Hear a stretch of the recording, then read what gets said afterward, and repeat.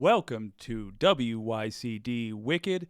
That stands for What You Can Do. It's a two for Tuesday, and the second half today is covering the State of the Union address. Ooh boy, I am extraordinarily excited for this. Got a couple of things we're looking for President Biden to address, or that we assume will be addressed. COVID is number one. Why? Well, there's a state of emergency in effect that's likely to be lifted. That would also mean lifting Title 42, which has allowed us to treat people seeking asylum in the United States inhumanely. We've turned people away at our border with the excuse that it's for public health. Really hoping that goes away. Then, police reform. We know the family of Tyree Nichols will be in attendance. I assume that is because President Biden is going to talk about police reform, hopefully at a national level, hopefully not simply saying we should do something and then doing nothing. Ooh. Ran to get here. Started that intro video and then realized I hadn't plugged something in. Ran to plug it in. Doesn't matter anyway. Oh, pal Jake just did some sprinting before we started.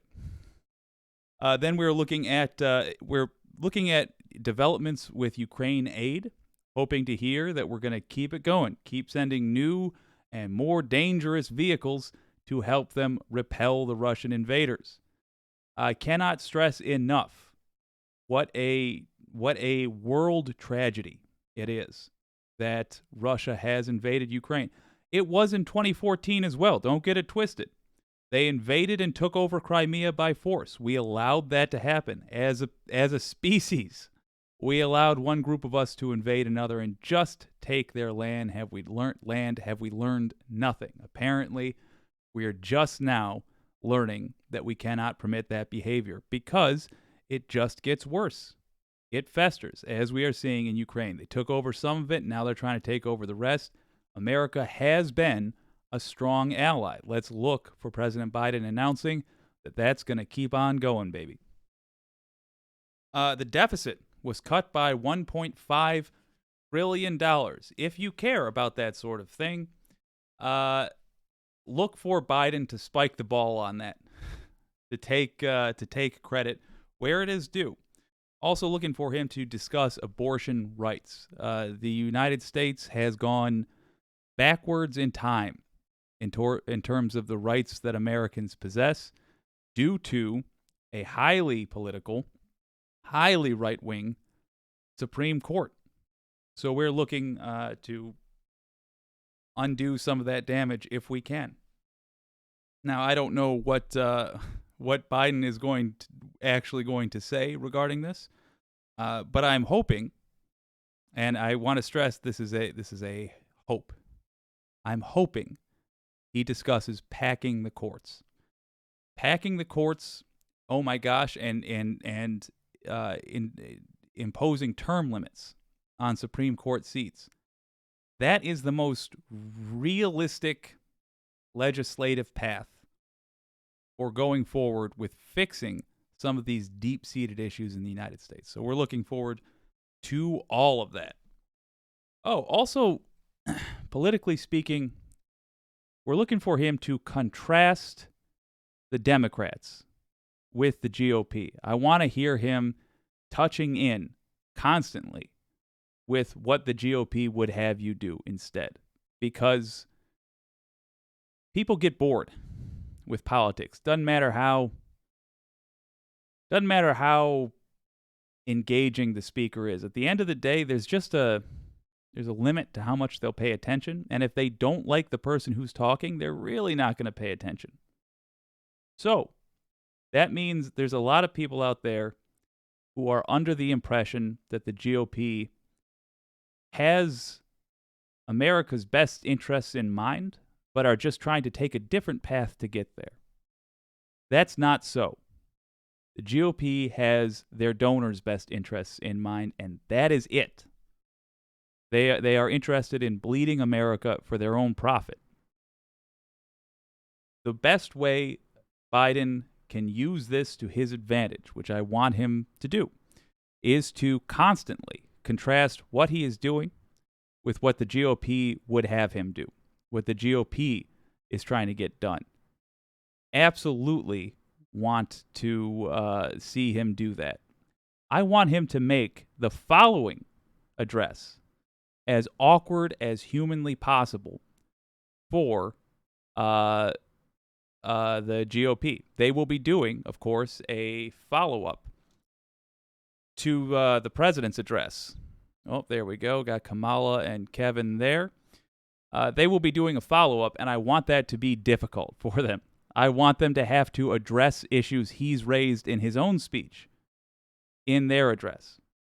I want him to make them look dumb, because if you try to take the things they are doing and phrase them in a way that makes it look like it's of benefit to America, it's not too terribly difficult to make that look silly, because it doesn't benefit America. Their plans simply do not.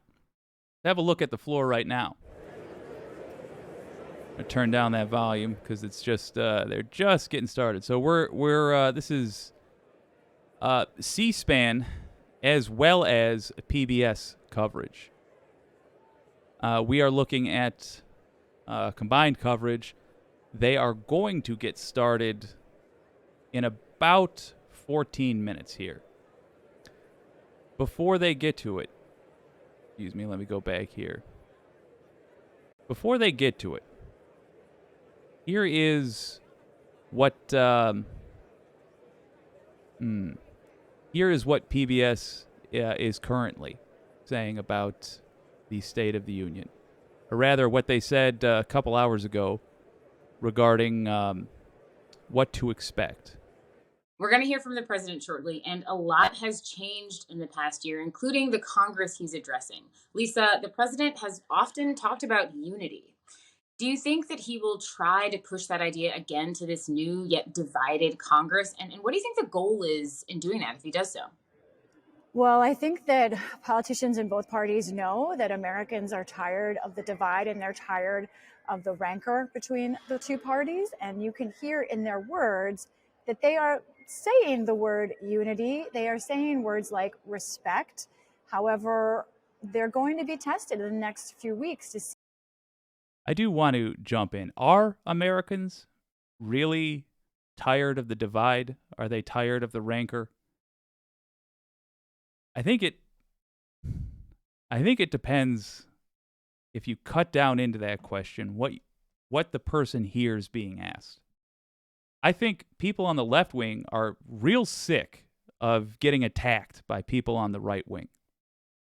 And for some reason, people in the middle of the road take that as meaning that what the left wingers are asking for is for their representatives to make nice with the right wingers. No, it is not. It means beat them thoroughly, shut them up, shut them down. It takes a lot of forms, but primarily it means calling them out when they do these things. It means legislating so that they legally cannot do some of these things, such as getting on Fox News and engaging in stochastic terrorism.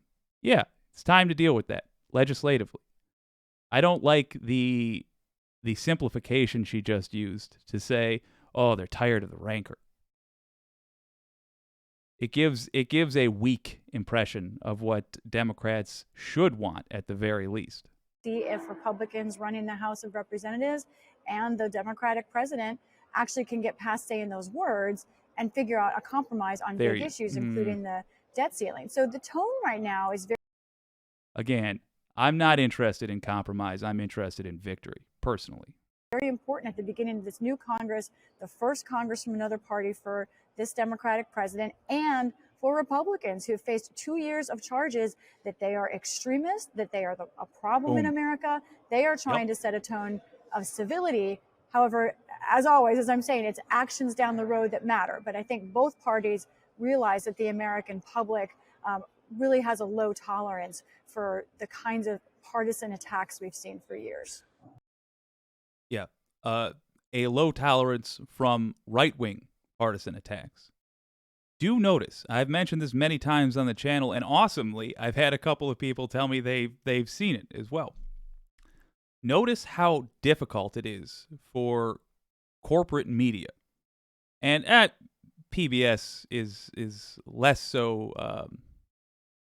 corporate media, but anyway, it's so hard for people in legacy media, let's say, to call a right-winger the problem when they are.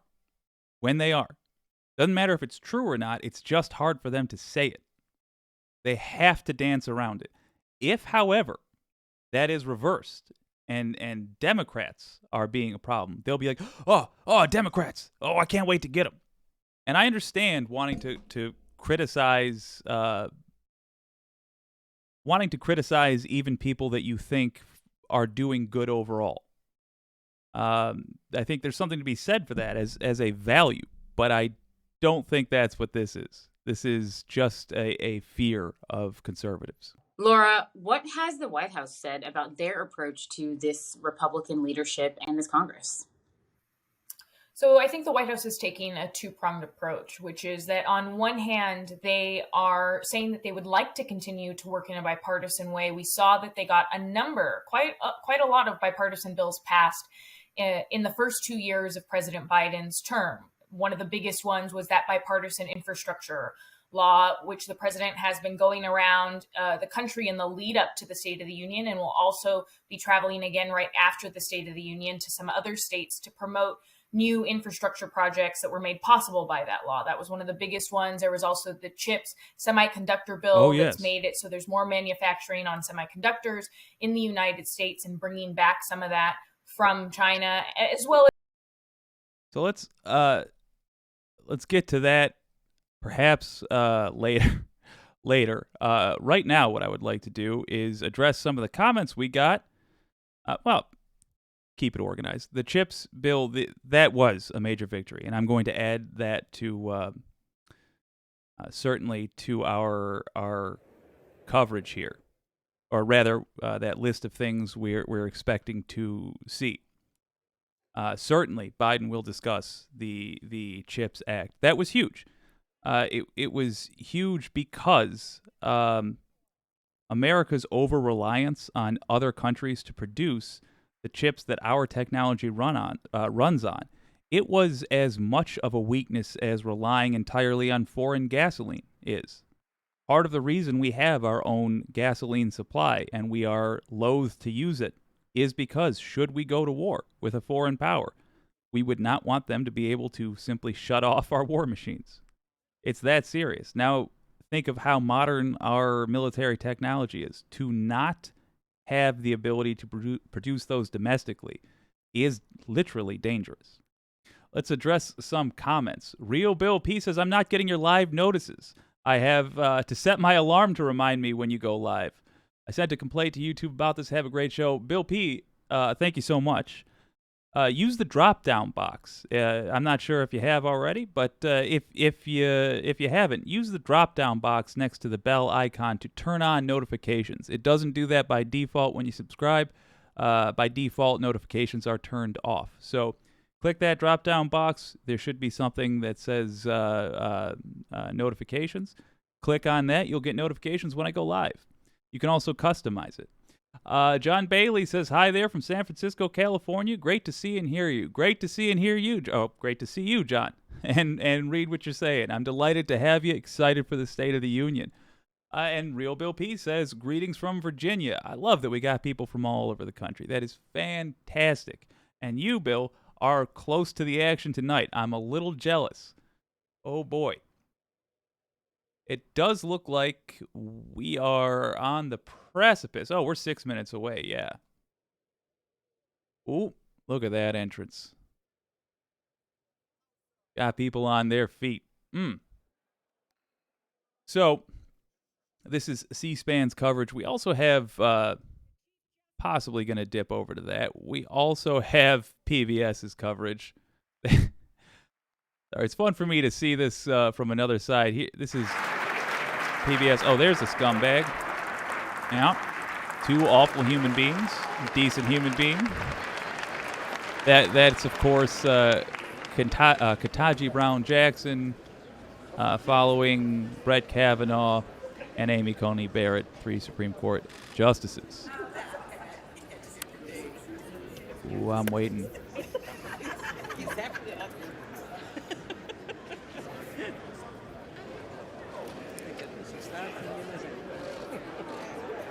Okay.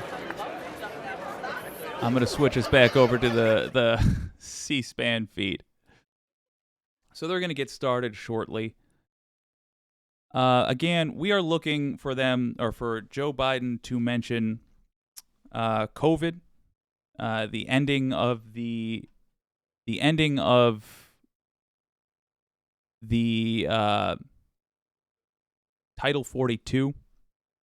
Because of the state of emergency. Title 42 is what is currently allowing the U.S. to engage in the inhumane practice of turning away people at the border who are seeking asylum.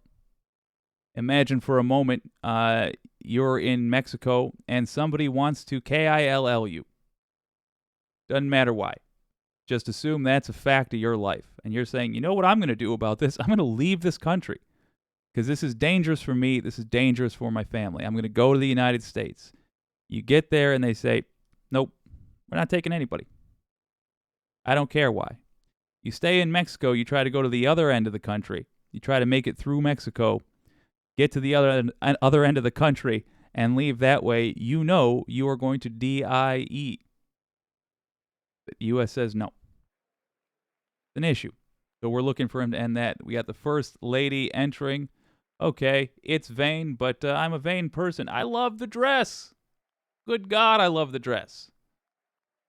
You know, I'd go blue 100% of the time. But wait, is that Joe Biden? Yeah. Oh, my eyes ain't so good. But yes, we're looking for him to talk about ending of Title 42. We're also looking for him to talk about police reform.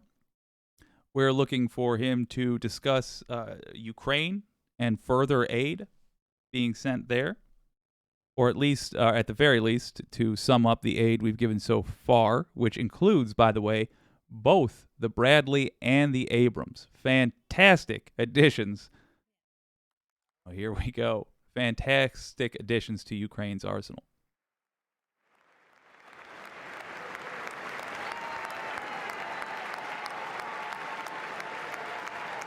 We're looking for him to talk about cutting the deficit by $1.5 trillion, abortion rights, and, of course, the CHIPS Act. Should have said that from the jump. Strengthening U.S. independence significantly. Also proofing us against, turn that clapping down, also proofing us against further situations like you saw with the manufacture of cars during a shortage. One of the downsides of putting a religious-like faith in the idea of capitalism is that we are less prepared for hard times. We don't.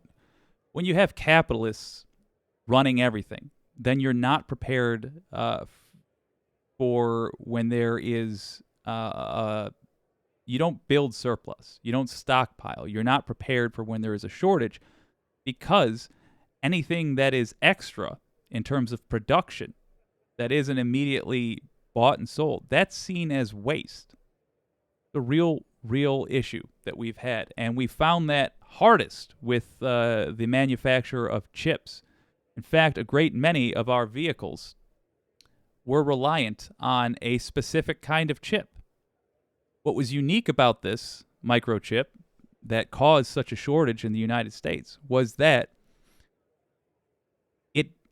it was the same one made for years and years and years and years, and other technologies that had been reliant on that chip evolved, but cars did not, for a lot of reasons. Part of them being simply that having it be universally accepted meant it was easier to manufacture these vehicles. But that meant that chip was only made for these car manufacturers. And that further meant there was only one maker of that chip.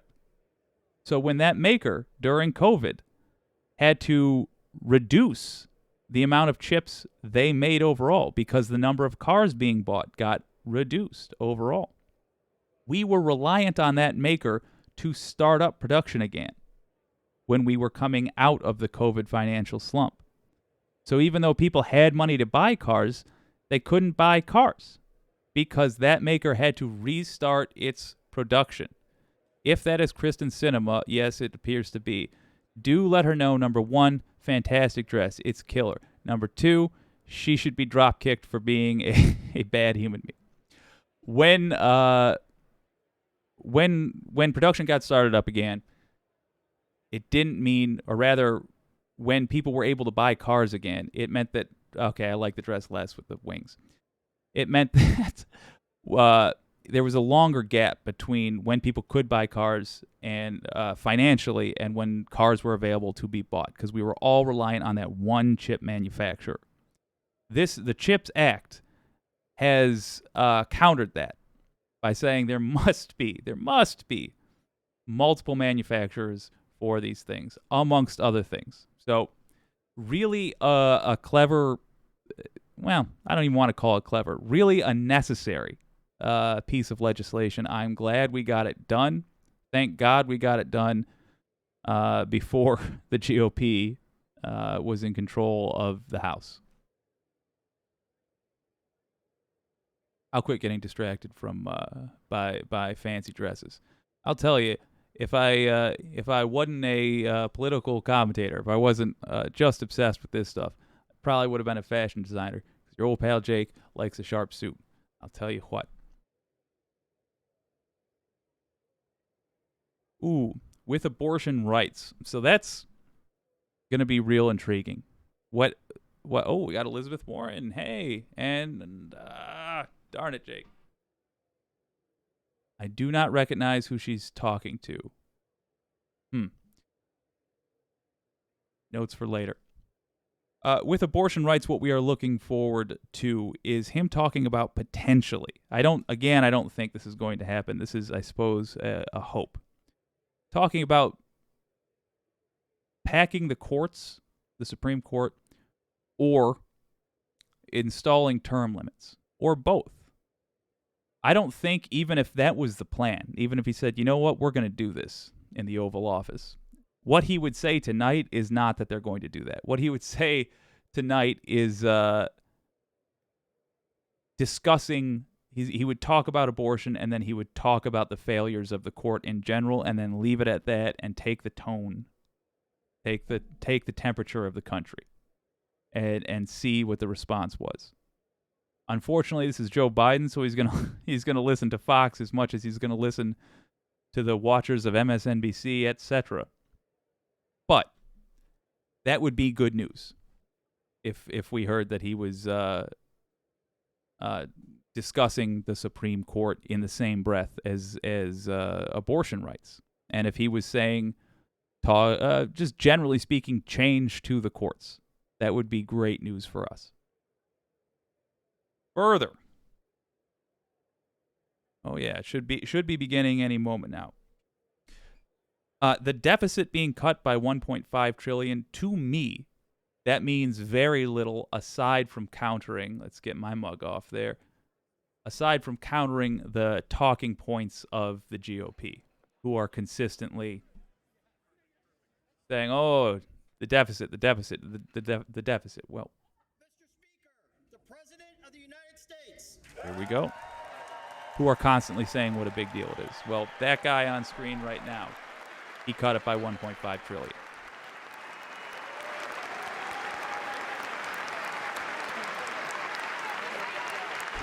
Look at him coming out there. The high fives, handshakes.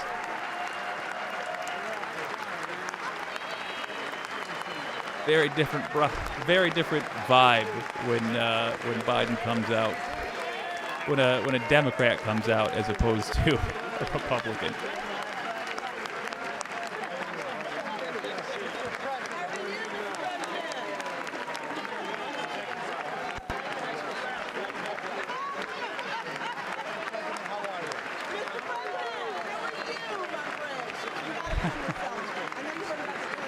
Mr. President, how are you, my friend? Oh, I love it.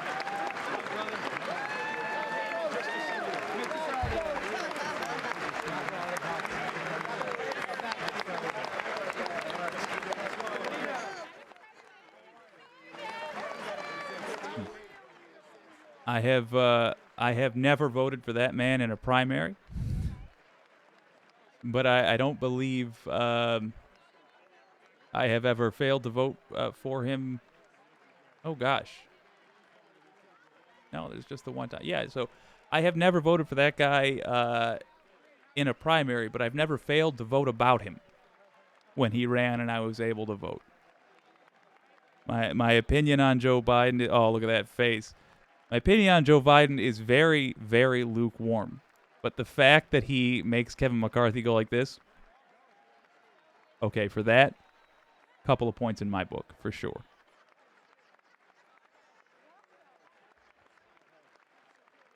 And I appreciate a well-done pocket square.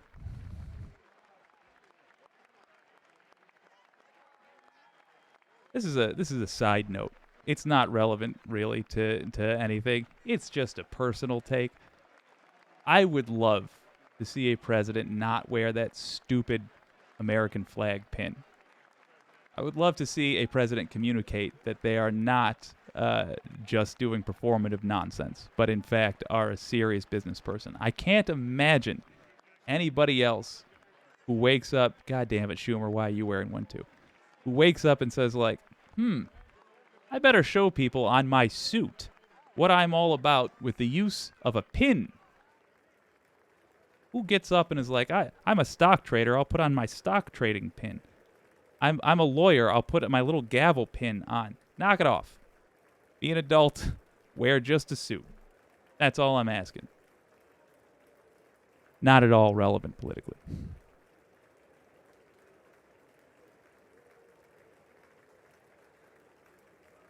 Ooh, glad handing with awful people. Hey, there you go. Glad handing with Jackson. I'll take that.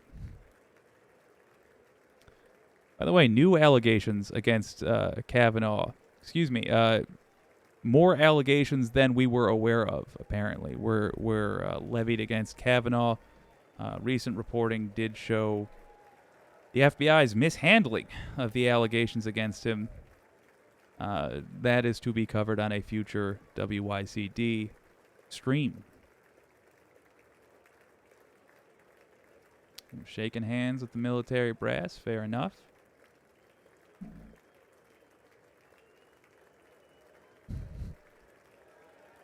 Oh, the pageantry.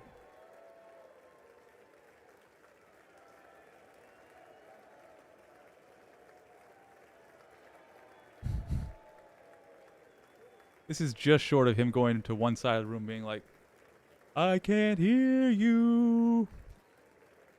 Oh. All right, here we go.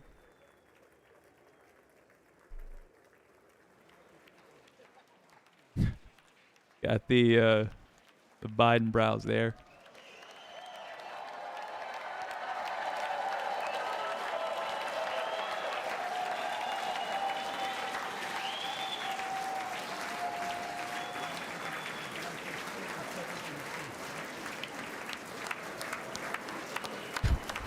McCarthy might have left his notes on the lectern. Embarrassing. Thank you. Let the man get started. Members of Congress, I have the high privilege and the distinct honor to present to you the President of the United States.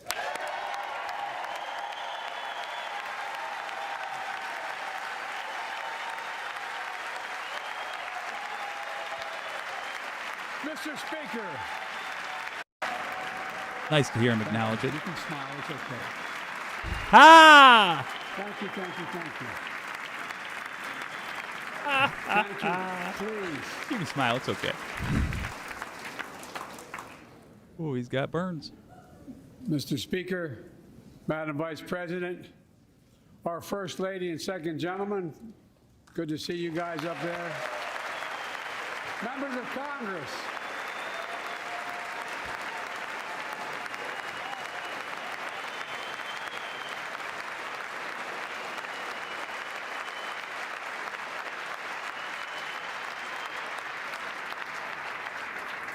By the way, Chief Justice, I may need a court order. She gets to go to the game tomorrow, next week. I have to stay home. Got to work something out here.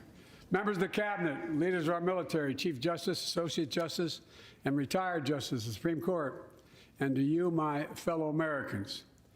You know, I start tonight by congratulating the 118th Congress and the new Speaker of the House, Kevin McCarthy.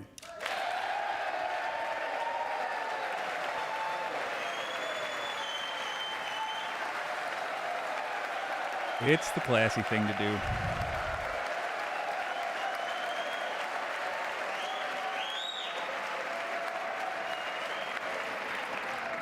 Speaker, I don't want to ruin your reputation, but I look forward to working with you. And I want to congratulate the new leader of the House Democrats, the first African-American minority leader in history, Hakeem Jeffries. Boom. Real Bill P says, that's my president, the greatest jobs greatest jobs president in my lifetime. Agreed. Facts are facts. He's created a ton of jobs. I have issues about the quality, but still, I campaigned for him. Congratulations to the longest-serving leader in the history of the United States Senate, Mitch McConnell. Where are you, Mitch? Don't congratulate that snake. One thing to congratulate the new Congress. Mitch McConnell deserves no praise for nothing.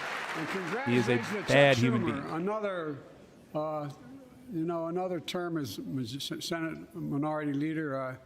I think you.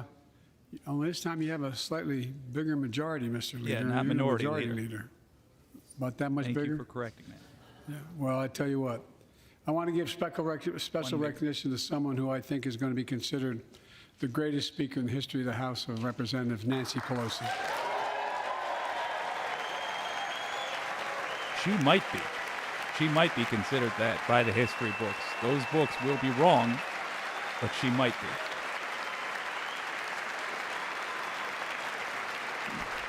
Did a lot of work to stomp on progressives. America is a story of progress and resilience, of always moving forward, of never, ever giving up. It's a story unique among all nations. We're the only country that has emerged from every crisis we've ever entered stronger than we got into it. Look, folks, that's what we're doing again.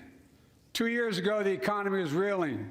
I stand here tonight after we've created, with the help of many people in this room, 12 million new jobs. More jobs created in 2 years than any president's created in 4 years because of you all, because of the American people. Boom. 2 years Real ago, Bill P, you were right on it. You're right. And 2 years ago, COVID had shut down. Our businesses were closed. Our schools were robbed of so much. And today, COVID no longer controls our lives. And 2 years ago, democracy faced its greatest threats in the Civil War. And today, though bruised, our democracy remains unbowed and unbroken. I am glad to hear him mention this, and I hope that Merrick Garland is listening. As we gather here tonight, we got to arrest Trump. We're writing the next chapter in the great American story, a story of progress and resilience. When world leaders ask me to define America, and they do, believe it or not, I say I can define it in one word, and I mean this: possibilities. We don't think anything is beyond our capacity. Everything is a possibility.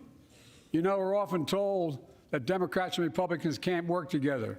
But over the past 2 years, we've proved the cynics and naysayers wrong. Yes, we disagreed plenty. And yes, there were times when Democrats went alone. But time and again, Democrats and Republicans came together to defend a stronger and safer Europe. You came together to pass once in a generation infrastructure law, building bridges connecting our nation and our people. We came together to pass the most significant law ever, helping victims exposed to toxic burn pits. And in fact, these are all things Republicans resisted. All things Republicans resisted heartily. Heartily. We got one or two. We got a handful of Republican votes on that. This is not. Don't let them take credit for any of this with this standing ovation. Right now, this is sealing in for Americans that Republicans had a hand in that. They didn't. Bipartisan pieces of legislation since becoming president, from reauthorizing the Violence Against Women Act, the Electoral Count Reform Act, the Respect for Marriage Act that protects the right to marry the person you love. And to my Republican friends, if we could work together the last Congress, there's no reason we can't work together and find consensus on important things in this Congress as well. I think, Unlikely. Republicans will have to, as always, be forced folks, to do anything decent. you all are as formed as I am, but I think the people sent us a clear message. Fighting for the sake of fighting, power for the sake of power, conflict for the sake of conflict gets us nowhere. That's always been my vision of our country, and I know it's many of yours. To restore the soul of this nation, to rebuild the backbone of America, America's middle class, and to unite the country. We've been sent here to finish the job, in my view. For decades, the middle class has been hollowed out in more than, and not no one administration, but for a long time. Recently Too discussed many good-paying on manufacturing WYCD. jobs move overseas. Factories closed down. Once thriving cities and towns that many of you represent became shadows of what they used to be. And along the way, something else we lost: pride, our sense of self-worth. I ran for president to fundamentally change things, to make sure our economy works for everyone, so we can all feel that pride in what we do. To build an economy from the bottom up and the middle out, not from the top down. Because when the middle class does well, the poor have a ladder up, and the wealthy still do very well. We all do well. This is what he's talking about when he refers to the middle class being hollowed out. They make less now, overall, as a I group. know a lot of you always kid me for always quoting my dad, but my dad used to say, Joey, a job's about a lot more than a paycheck. He really would say this. It's about a lot more than a paycheck. It's about your dignity. It's about respect. It's about being able to look your kid in the eye and say, honey, it's going to be okay, and mean it. Well, folks, so let's look at the results. Andrew says We're not finished Kevin yet McCarthy by any stretch of the imagination, but unemployment trying rate to is at zone out. 3.4%, Yeah. a 50-year low. A near record unemployment. Excellent to Near hear. record unemployment for black and Hispanic workers.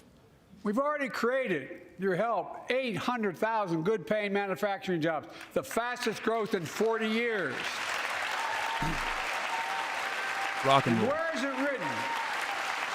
Where is it written that America can't lead the world in manufacturing? And I don't know where that's written. For too many decades, we imported projects and exported jobs.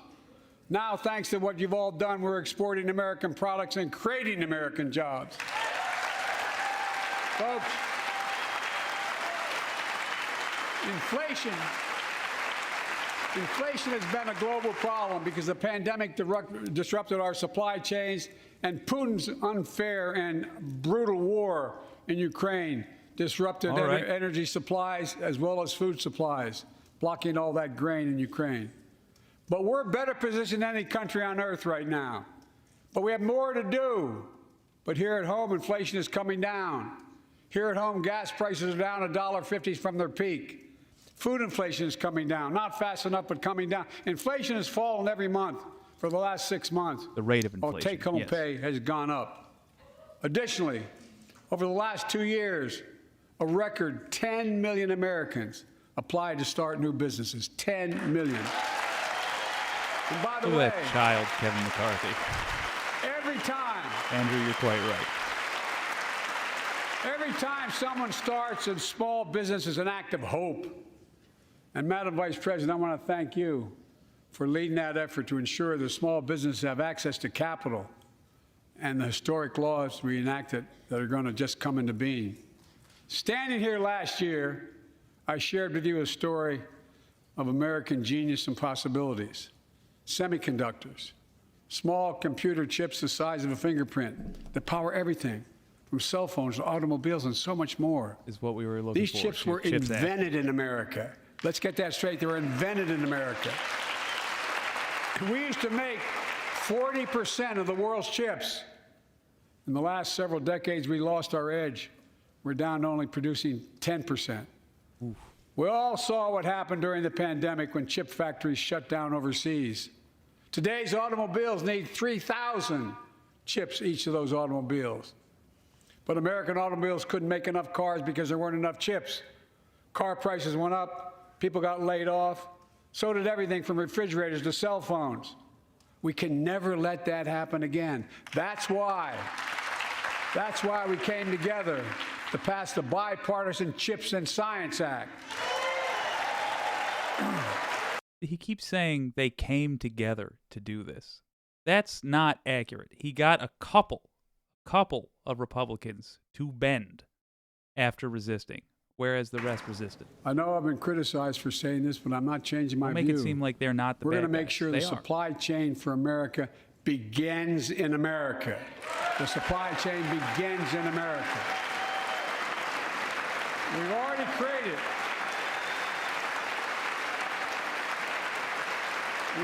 created 800,000 new manufacturing jobs without this law, before the law kicks in. With this new law, we're going to create hundreds of thousands of new jobs across the country. And I mean all across the country, throughout not just the coast, but through the middle of the country as well. That's going to come from companies that have announced more than $300 billion in investment in American manufacturing over the next few years. Outside of Columbus, Ohio, Intel is building semiconductor factories on 1,000 acres, literally a field of dreams. It's going to create 10,000 jobs, that one investment, 7,000 construction jobs, 3,000 jobs in those factories once they're finished. They call them factories. $5 billion. Jobs paying an average of $130,000 a year, and many do not require a college degree.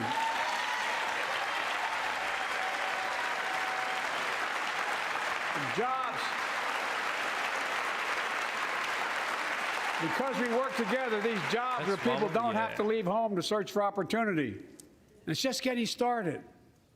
Think about the new homes, the small businesses, the medium-sized businesses. So much more that's going to be needed to support those 3,000 permanent jobs and the factories that are going to be built.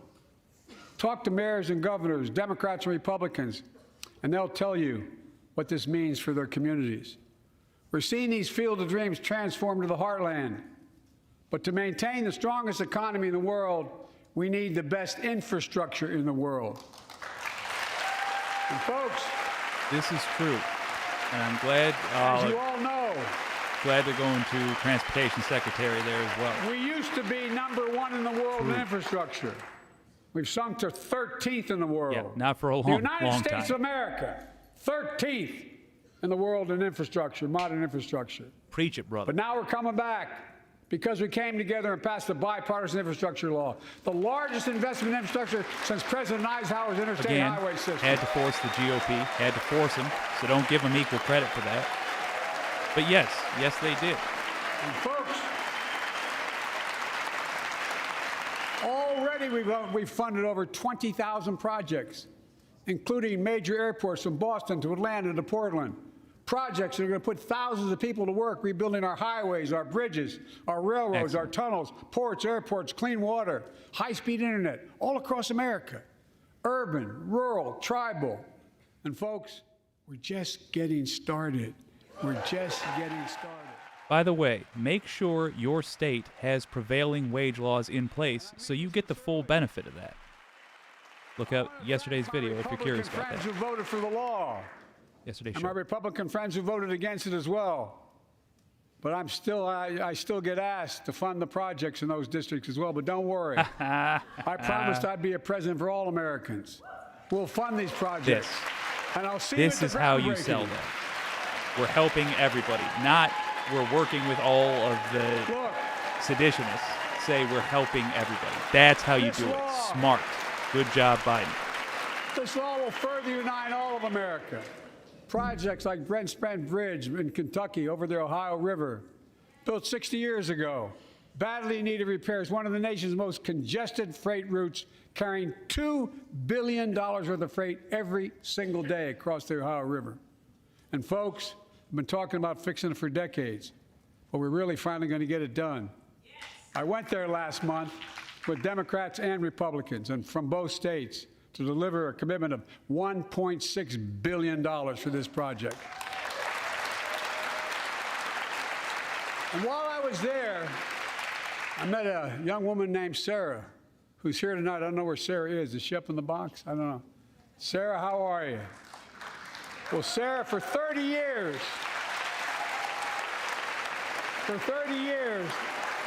I learned, she told me she'd been a proud member of the Iron Workers Local 44, known as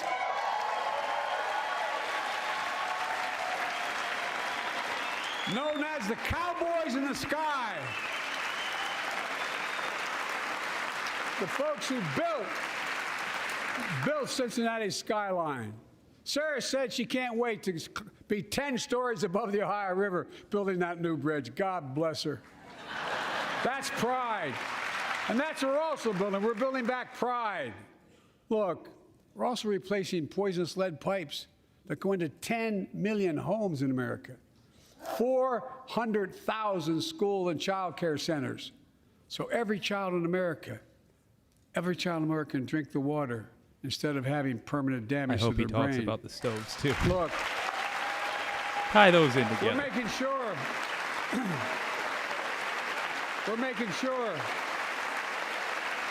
that every community in America has access to affordable high-speed internet. No parent should have to drive by McDonald's parking lot to help them do their homework online with their kids. I didn't even have that. Many thousands were doing across the country. And when we do these projects, and again, I get criticized for this, but I make no excuses for it. We're going to buy American. We're going to buy America. Folks. What you're seeing right now would not be possible in parts of the state I live in a lot of parts of Arkansas. Portable internet's a big deal. With international trade High-speed internet's a big deal. Buy America has been the law since 1933, but for too long, past administrations, Democrat and Republican, have not anymore. Tonight, I'm announcing new standards that require all construction materials used in federal infrastructure projects to be made in America. Whoa.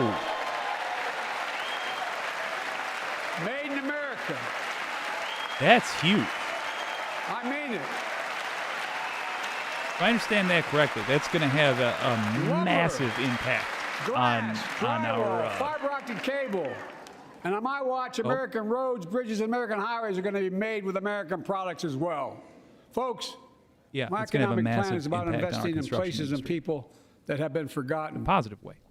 So many of you listening to me tonight, I know you feel it. So many of you felt like you've just simply been forgotten.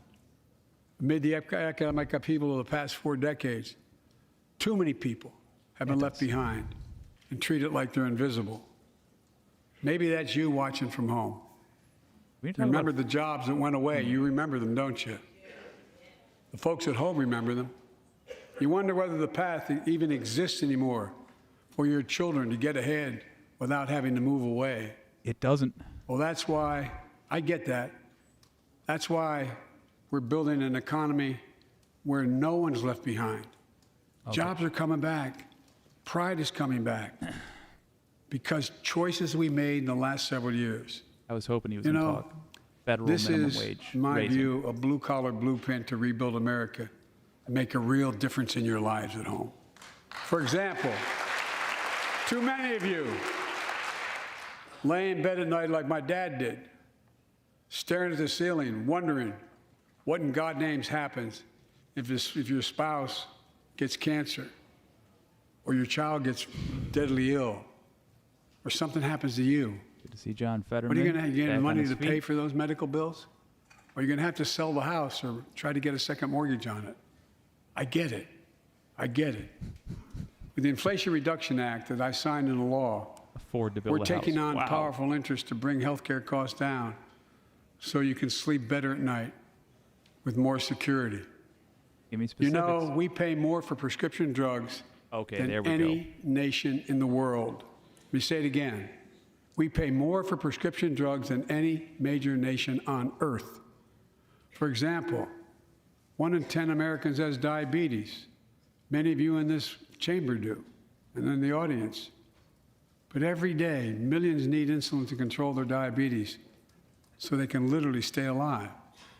Insulin's been around for over 100 years. The guy who invented it didn't even patent it because he wanted it to be available for everyone.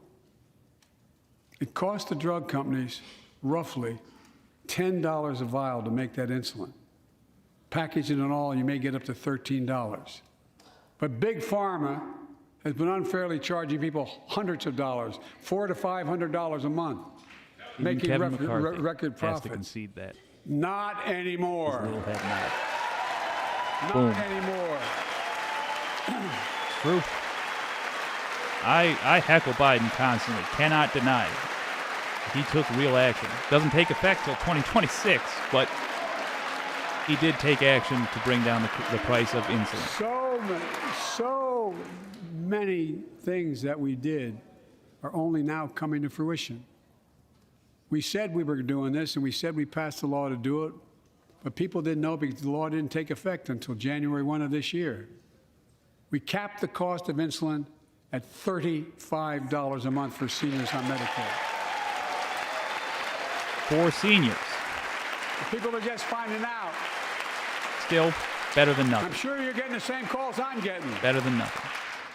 Look, there are millions of other Americans who do not or are not on Medicare, including 200,000 young people with type 1 diabetes and need this insulin to stay alive. Let's finish the job this time. Let's cap the cost of insulin for everybody at $35. Is he listening to this stream? Did he read my diary? Yes. We should absolutely do that. GOP will resist it in the House, but we should do Big Pharma's that. still going to do very well, I promise you all. I promise you they're going to do very well. This law also caps and won't even go into effect until 2025. Costs, out-of-pocket drug costs for seniors on Medicare at a maximum of $2,000 a year. You don't have to pay more than $2,000 a year, no matter how much your drug costs are. Because You know why? You all know it. Many of you, like many in my family, have cancer. You know the drugs can range from $10,000, $11,000, $14,000, $15,000 for the cancer drugs. If drug prices rise faster than inflation, drug companies are going to have to pay Medicare back the difference. We're finally... That's still only for folks on Medicare. We're finally giving Medicare the power to negotiate drug prices. Bringing down prescription drug costs doesn't just save seniors money, it cuts the federal deficit by billions of dollars. Oh, what a great segue. By hundreds of billions of dollars. What a great These segue. prescription drugs are drugs purchased by Medicare to keep their commitment to the seniors. Well, guess what? Instead of paying $400 or $500 a month, you're paying $15. That's a lot of savings for the federal government. And by the way, why wouldn't we want that? Now, some members here are threatening, and I know it's not an official party position, so I'm going to exaggerate, but threatening to repeal the Inflation Reduction Act. As my coach, that's okay, that's fair. As my football coach used to say, lots of luck in your senior year. Make no mistake, if you try anything to raise the cost of prescription drugs, I will veto it. Look. Glad to hear he's not afraid to use that power. Good. The more Americans have health insurance now than ever in history. A record 16 million people are enrolled in the Affordable Care Act. And thanks to the law I signed last year, saving millions are saving $800 a year on their premiums. And by the way, that law was written and the benefit expires in 2025. So my plea to some of you, at least in this audience, let's finish the job and make these savings permanent. Expand coverage on Medicaid. Pressure him. Put that pressure on. Oh, look at that. Oh, Christensen. Look, the Inflation Reduction Act is also the most significant investment ever in climate change. Ever. Lowering utility bills, creating American jobs, leading the world to a clean energy future. I visited the devastating aftermath of record floods, droughts, storms, and wildfires from Arizona to Mexico to all the way up to the Canadian border. More timber has been burned, as I've observed from helicopters, than the entire state of Missouri. And we don't have global warming? Not a problem. In addition to emergency recovery, from Puerto Rico to Florida to Idaho, we're rebuilding for the long term. New electric grids that are able to weather major storms and not prevent those forest fires. Roads and water systems withstand the next big flood. Clean energy to cut pollution and create jobs in communities often left behind. We're going to build 500,000 electric vehicle charging stations installed across the country by tens of thousands of IBEW workers. And money for the people that build those save more in than America. $1,000 a year with tax credits to purchase electric Jennifer vehicles Granholm, and Energy Secretary. efficient appliances, energy-efficient appliances. It means more money for people to build those in the U.S., and it means taking land. power away from big oil. Let's face reality. The climate crisis doesn't care if you're in a red or blue state. It's an existential threat. We have an obligation, not to ourselves, but to our children and grandchildren, to confront it. I'm proud of how America, at last, is stepping up to the challenge. We're still going to need oil and gas for a while. But guess what? No, we do. But there's so much more to do. GOP is so lame. We got to finish the job. And we pay for these investments in our future by finally making the wealthiest and biggest corporations begin Go F yourself, to pay their McCarthy. fair share. Just begin. McCarthy being a cheerleader for the villains. Look, I'm a capitalist. I'm a capitalist, but pay your fair share. I think a lot of you at home agree with me and many people that you know. The tax system is not fair. It is not fair. Yes, sir. Yes, sir. That's what I'm talking about. Oh, yeah. You got me now. I'm hooked. 55 of the largest corporations in America, the Fortune 500, made $40 billion in profits and paid zero in federal taxes? Zero? Folks, Yeah, it's get simply 'em. not fair. But now, because of the law I signed, billion-dollar companies have to pay a minimum of 15%. God love them. 15%. Hell yeah. That's less than a nurse pays. Hell yeah. And I need to be crystal clear. I said at the very beginning, under my Tax the plans, church, as long as I'm absolutely. president, nobody real filthy. earning less than $400,000 will pay an additional penny in taxes. Nobody, not one penny. But let's finish the job. There's more to do. I want you to see Kevin McCarthy Let's not reward happy work, about not that. just wealth.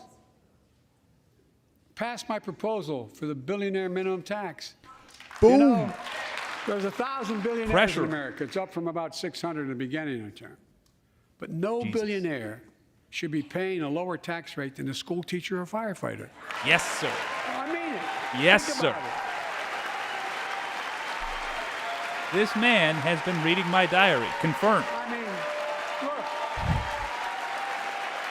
look, 100%.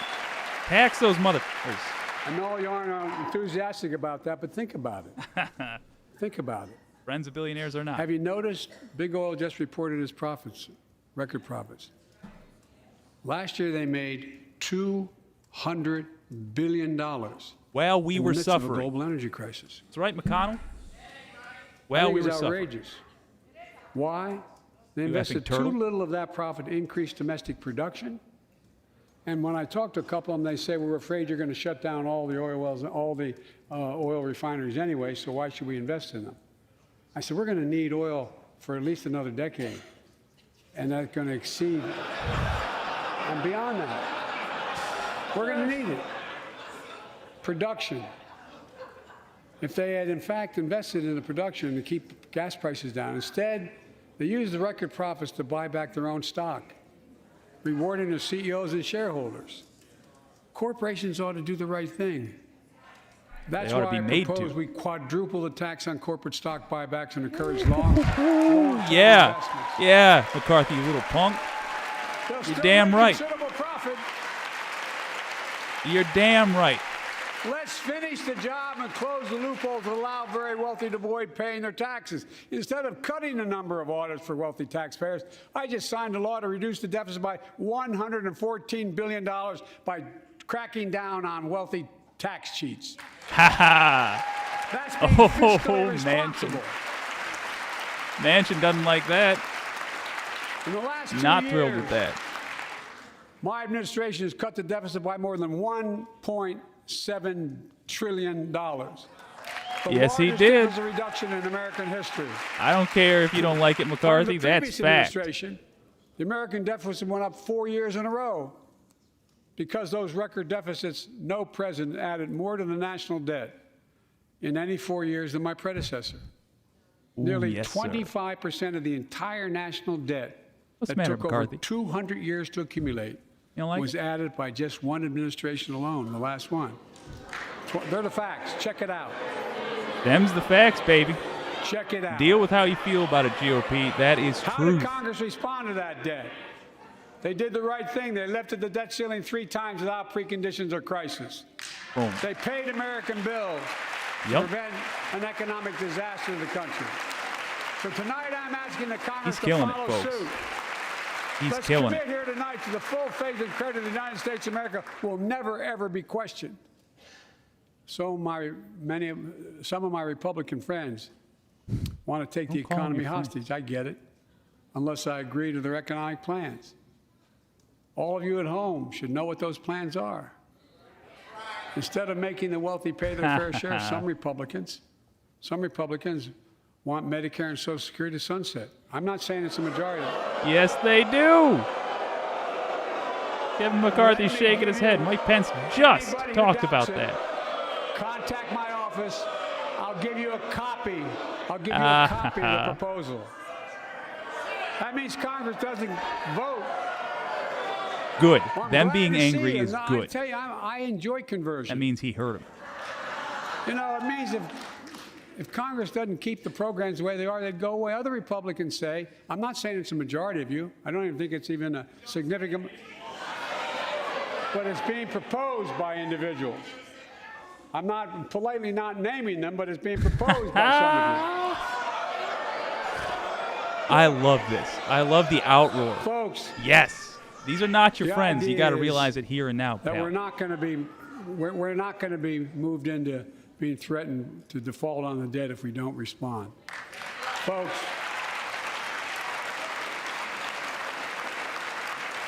A great speech so far, man. I got to say.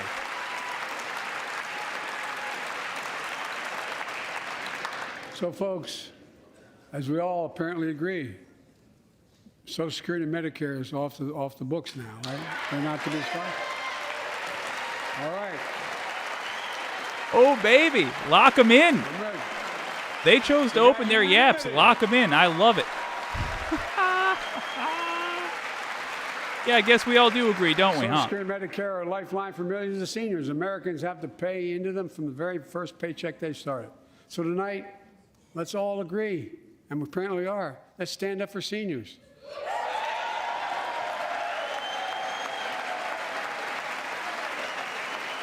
If you're digging the stream, by the way, I appreciate likes. We'll not Feel free cut to smash Social that button. Security. We will not cut Medicare. Those benefits belong to the American people. They earned it. And if anyone tries to cut Social Security, which apparently no one's going to do, and if anyone tries to cut Medicare, I'll stop them. I'll veto it. Beautiful. And look, I'm not going to Beautiful. allow them to be taken away. Not today, not tomorrow, not ever. But apparently it's not going to be a problem. Next month, Make when I them offer eat my it. fiscal plan, I ask my Republican friends to lay down their plan as well. I really mean it. Let's sit down together and discuss our mutual plans together. Let's do that.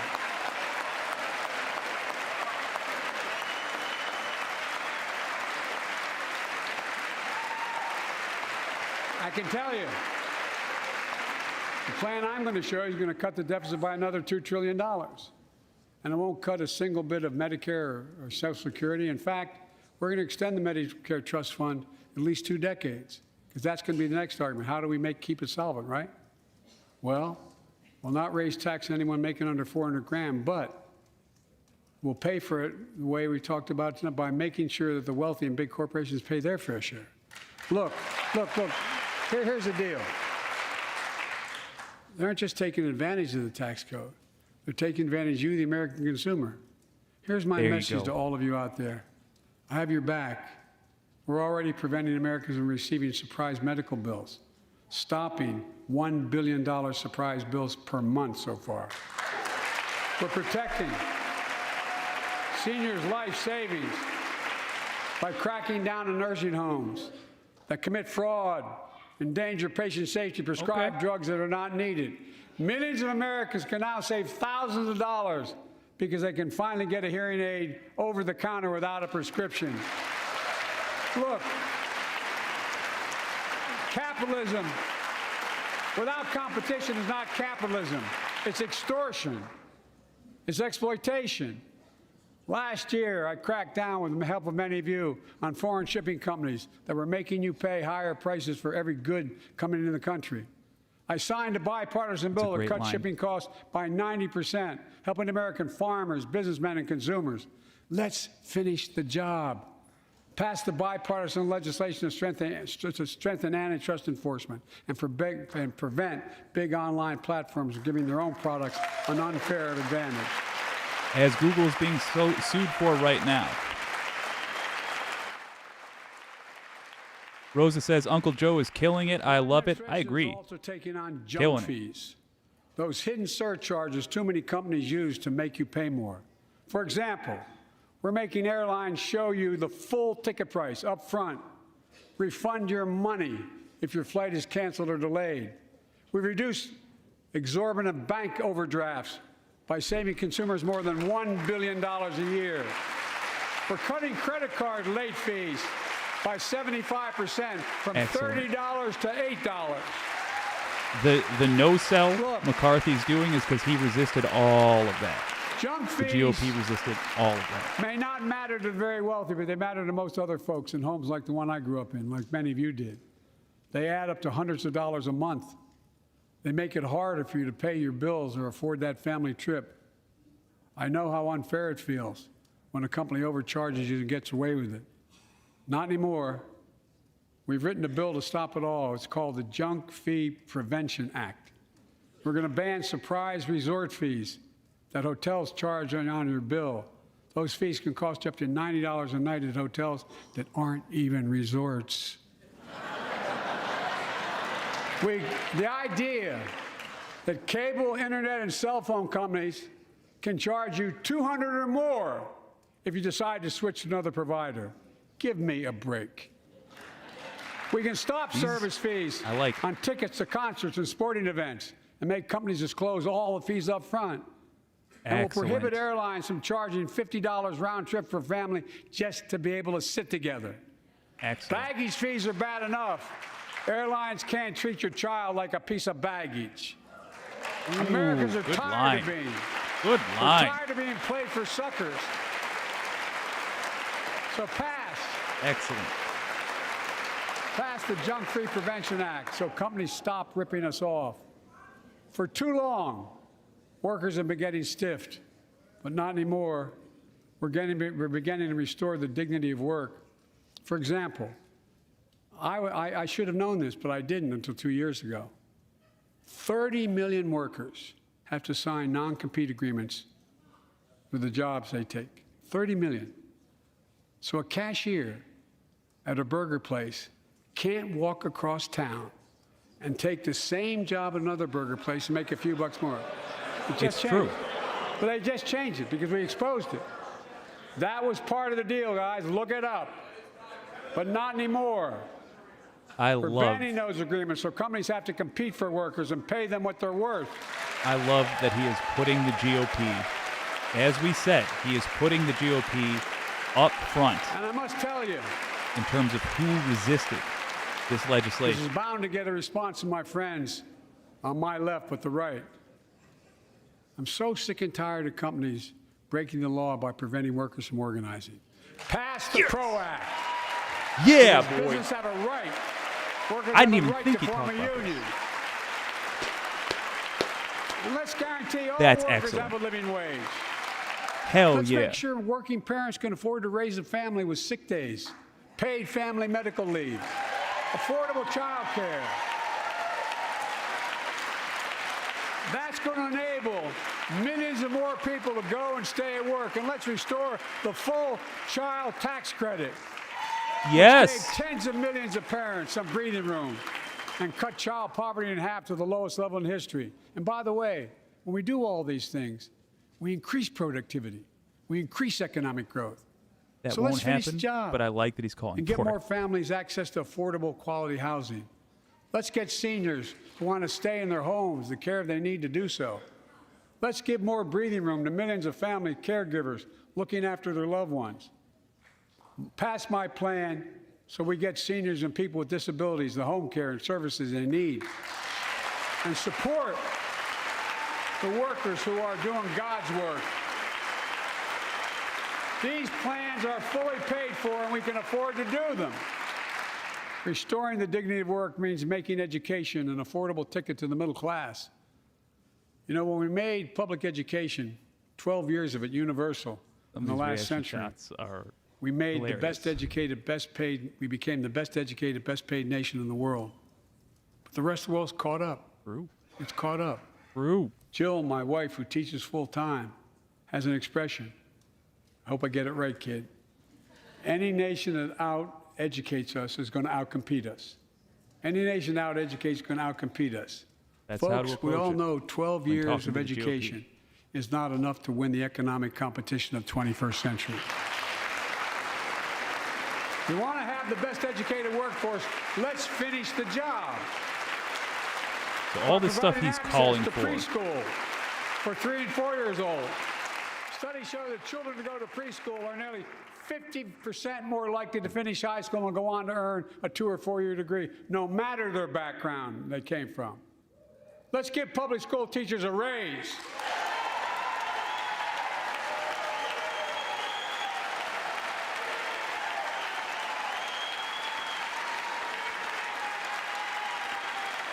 We're making progress. I'm going to talk over him for a moment. All this stuff he's calling for, bear in mind this context.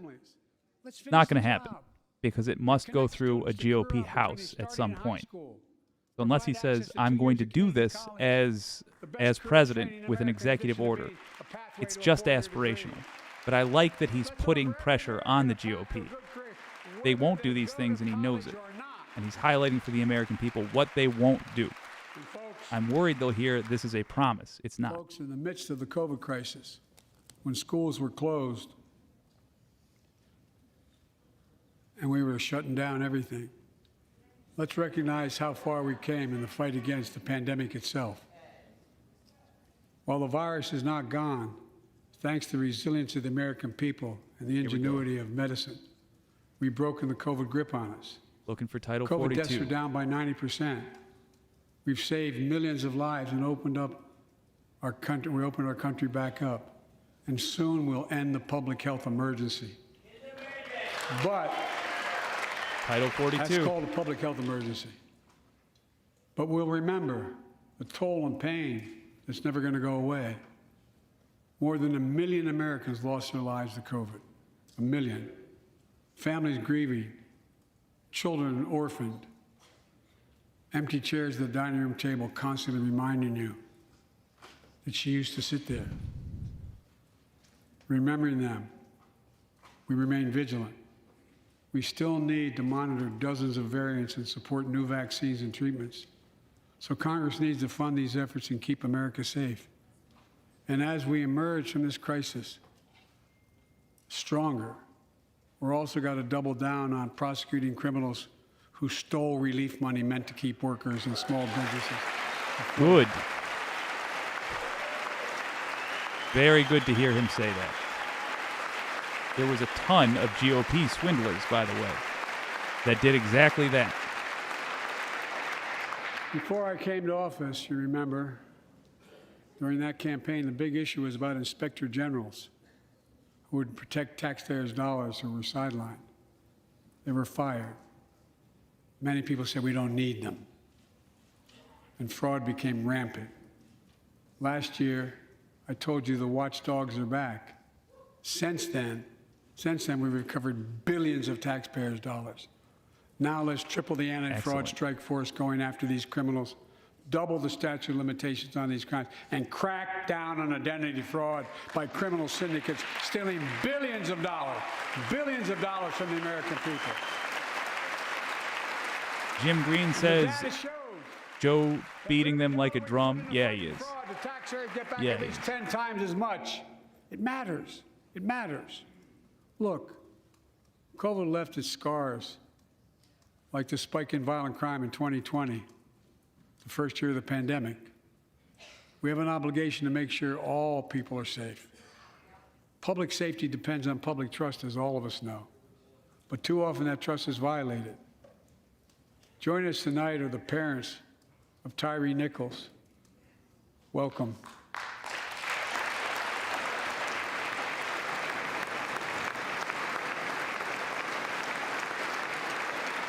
I hope he calls for federal police reform. It won't happen, but it will put the spotlight on the GOP for failing to do it. Federal police reform is what we're listening for. Personally know, there's no words to describe the heartache or grief of losing a child. But imagine if you lost that child at the hands of the law. Imagine having to worry whether your son or daughter came home from walking down the street, playing in the park, or just driving a car. Most of us in here have never had to have the talk that brown and black parents have had to have with their children. Bo, Hunter, Ashley, my children, I never had to have the talk with them. I never had to tell them, if a police officer pulls you over, turn your interior lights on right away. Don't reach for your license. Keep your hands on the steering wheel. Imagine having to worry like that every single time. Incredibly depressing. Your kid got in a car. Here's what Tyree's mother shared with me when I spoke to her. When I asked her how she finds the courage to carry on and speak out. With the faith of God, she said her son was, quote, a beautiful soul, and something good will come of this. Imagine how much courage and character that takes. It's up to us, to all of us. We all want the same thing. Neighborhoods free of violence. Law enforcement who earns the community's trust. Just as every cop, when they pin on that badge in the morning, has a right to be able to go home at night, so does everybody else out there. Yes. Our children have a right to come home safely. Equal protection under the law is a covenant we have with each other in America. We know Federal police officers reform. put their lives on the line every What are you single going night to and do? day. Hit me. And we know we ask them in many cases to do too much, to be counselors, social workers, psychologists, responding to drug overdoses, mental health crises, and so much more. In one sense, we ask much too much of them. Don't tell me I you're know going to put most more cops and money their into families them. are good, decent, honorable people, the vast majority. But they risk. Performative clowns, the GOP. And they risk their lives every time they put that shield on. In front of Tyree Well, what Nichols' happened parents. to Tyree in Memphis happens too often. We have to do better. Give law enforcement the real training they need. Hold them to higher standards. Help them succeed in keeping us safe. We also need more first responders and professionals to address the growing mental health, substance abuse challenges. But not cops. More resources to reduce violent crime and gun crime. Not cops More to do that. community intervention programs. More investment in housing, education, and job training. This is getting real general. Tell me about federal All police this reform. can help prevent police violence reform in at the a federal first level. place. And when police officers or police departments violate the public trust, they must be held accountable. Yes. With the support with the support of the families of victims, Kevin McCarthy civil gets rights credit groups for that and law standing. enforcement, I signed an executive order for all federal officers, banning chokeholds, restricting no-knock warrants, and other key elements of the George Floyd Act. Let's commit ourselves to make the words of Tyler's mom true. Something good must come from this. Give me another executive. Something good. And all of us,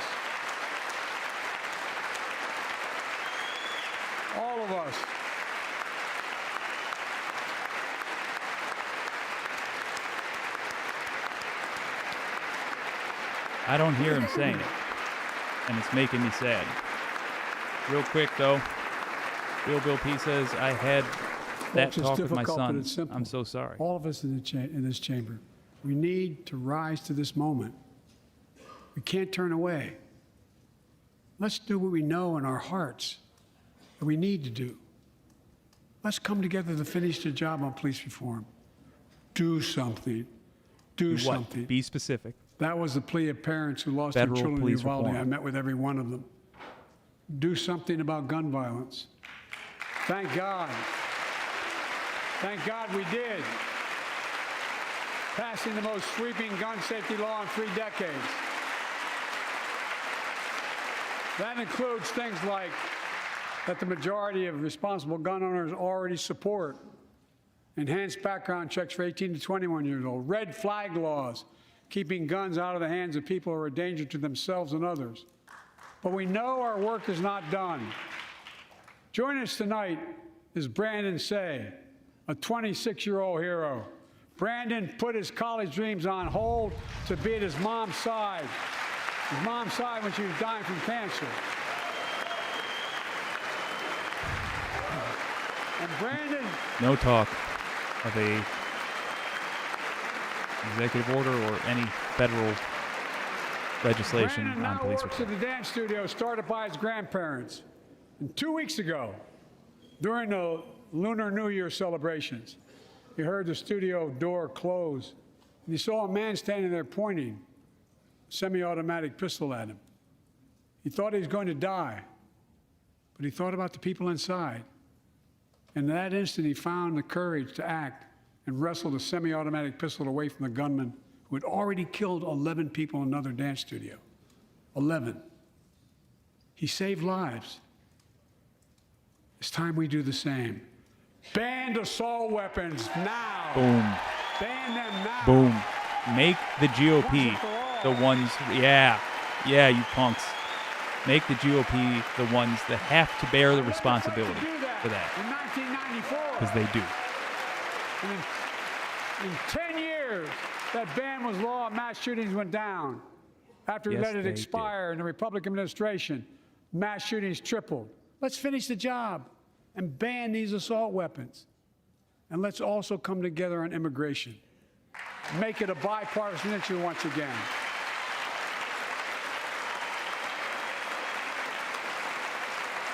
We now have a record number of personnel working to secure the border, arresting 8,000 human smugglers, seizing over 23,000 pounds of fentanyl in just the last several months. He's doing a great job of hanging around the neck the failures of the GOP, hanging the GOP's failures around their neck. He's doing a fantastic job of that. But American border problems won't be fixed until Congress acts. If we don't pass my comprehensive immigration reform, at least pass my plan to provide the equipment and officers to secure the border. But couldn't care less about this. And a pathway to citizenship for dreamers. Do care about Those on that. temporary status, farm workers, essential workers. We need them. Here in the People's House, it's our duty to protect all the people's rights and freedoms. Congress must restore the right and the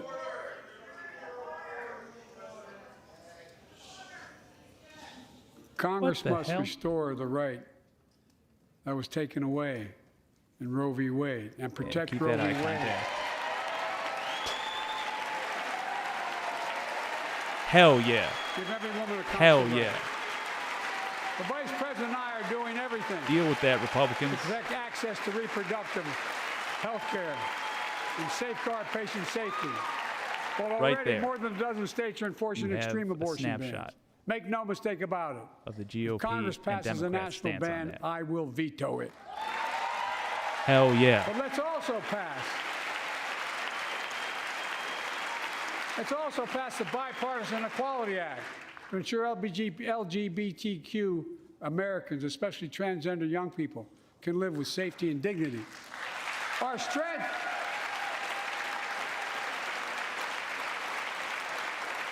is not just the example of our power, but the power of our example. Cinema should not Let's ever remember the draw world's attention to watching. itself. I spoke from this chamber 1 year ago, just days after Vladimir Putin unleashed his brutal attack against Ukraine. A murderous assault, evoking images of death and destruction Europe suffered in World War II. Putin's invasion has been a test for the ages, a test for America, a test for the world. Would we stand for the most basic of principles? Would we stand for sovereignty? We stand for the right of people to live free of tyranny? Will we stand for the defense of democracy? For such defense matters to us because it keeps peace and prevents open season on would-be aggressors and threatens our prosperity. Hell yes. Hell yes. 1 year later, we know the answer. Yes, we would, and we did. We did. Damn right. And together, we did what America always does at our best. We led. We Talk about the united Bradley. NATO. Talk about We the built a Abrams. global coalition. We stood against Putin's aggression. We stood with the Ukrainian people. Tonight, we're Talk once about the again javelins. joined by Ukrainian's ambassador to the United States. She represents not just her nation, but the courage of her people. Our ambassador is here, united. We're united in our support of your country. He also thrown Would you by the guy stand that so we can all didn't take a his look hat at off you? inside. Thank you. Slava Ukraini.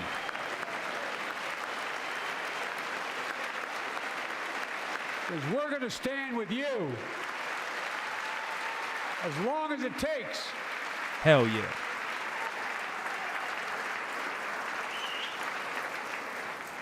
Our nation is working for more freedom, more dignity, more peace, not just in Europe, but everywhere. Before I came to office, the story was about how the People's Republic of China was increasing its power and America was failing in the world. Not anymore. We made clear, and I made clear in my personal conversations, which have been many, with President Xi, that we seek competition, not conflict. But I will make no apologies that we're investing to make America stronger. Investing in American Talk about that innovation and balloon. industries that will define the future that China intends to be dominating. Investing in our alliances and working with our allies to protect advanced technologies so they will not be used against us. Modernizing our military to safeguard stability and deter aggression. Today, we're in the strongest position in decades to compete with China or anyone else in the world. Anyone else in the world. And I'm committed.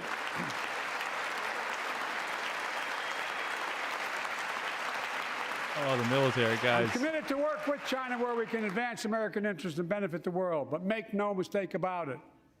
As we made clear last week, if China threatens our sovereignty, we will act to protect our country, and we did.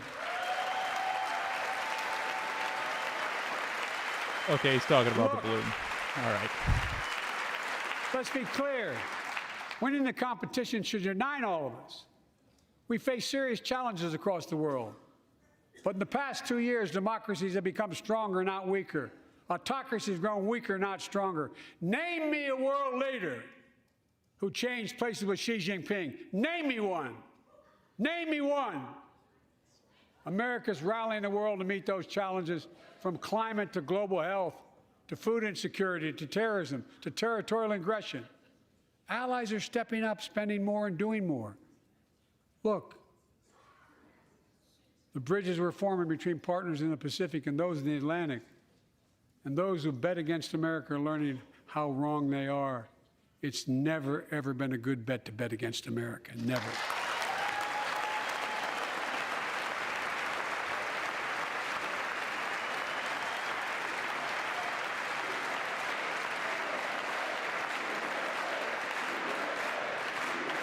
Well, I got to admit, I love the most chant. assured that bipartisanship assumed was impossible, but never believed it. That's why a year ago I offered a unity agenda to the nation as I stood here. We made real progress together. We passed a law making it easy for doctors to prescribe effective treatments for opioid addiction. We passed the gun safety law, making historic investments in mental health. We launched the ARPA-H drive for breakthrough in the fights against cancer, Alzheimer's, and diabetes, and so much more. We passed the Heath Robinson PACT Act, named after the late Iraq War veteran whose story about exposure to toxic burn kits I shared here last year.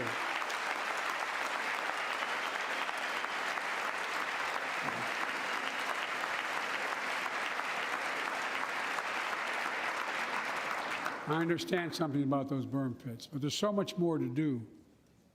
We can do it together. Joining us tonight is a father named Doug from Newton, New Hampshire. He wrote Jill, my wife, a letter, and me as well, about his courageous daughter, Courtney. A contagious laugh, his sister's best friend, her sister's best friend. He shared a story all too familiar to millions of Americans and many of you in the audience. Courtney discovered pills in high school. It spiraled into addiction and eventually death from a fentanyl overdose. She was just 20 years old. Describing the last 8 years without her, Doug said, "There's no worse pain." Yet their family has turned pain to purpose, working to end the stigma and change laws.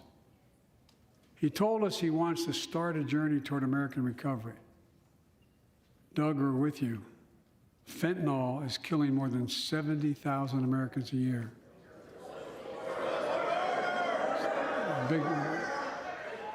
You got it. That Gates, F that mother. So Ridiculous. let's launch a major surge to stop fentanyl production and the sale and trafficking, with more drug detection machines, inspection cargo, stop pills and powder at the border. Working with couriers like FedEx to inspect more packages for drugs. I cannot wait for the rest of America to wake up and kick MAGA the hell out of Congress. I'm sick of Especially it. for our children. When millions of young people are struggling with bullying, violence, trauma, we give them greater access to mental health care at their schools. We must finally hold social media companies accountable for experimenting they're doing running children for profit. It's time to pass bipartisan legislation to stop big tech from collecting personal data on our kids and teenagers online. Yes. We discussed this earlier. Ban targeted advertising to children and impose stricter limits on the personal data that companies collect on all of us. Third, let's do more to keep this nation's one truly sacred obligation to equip those we send into harm's way and care for them and their families when they come home. Job training, job placement for veterans and their spouses as they come to return to civilian life. Helping veterans afford the rent, because no one should be homeless in America, especially someone who served the country.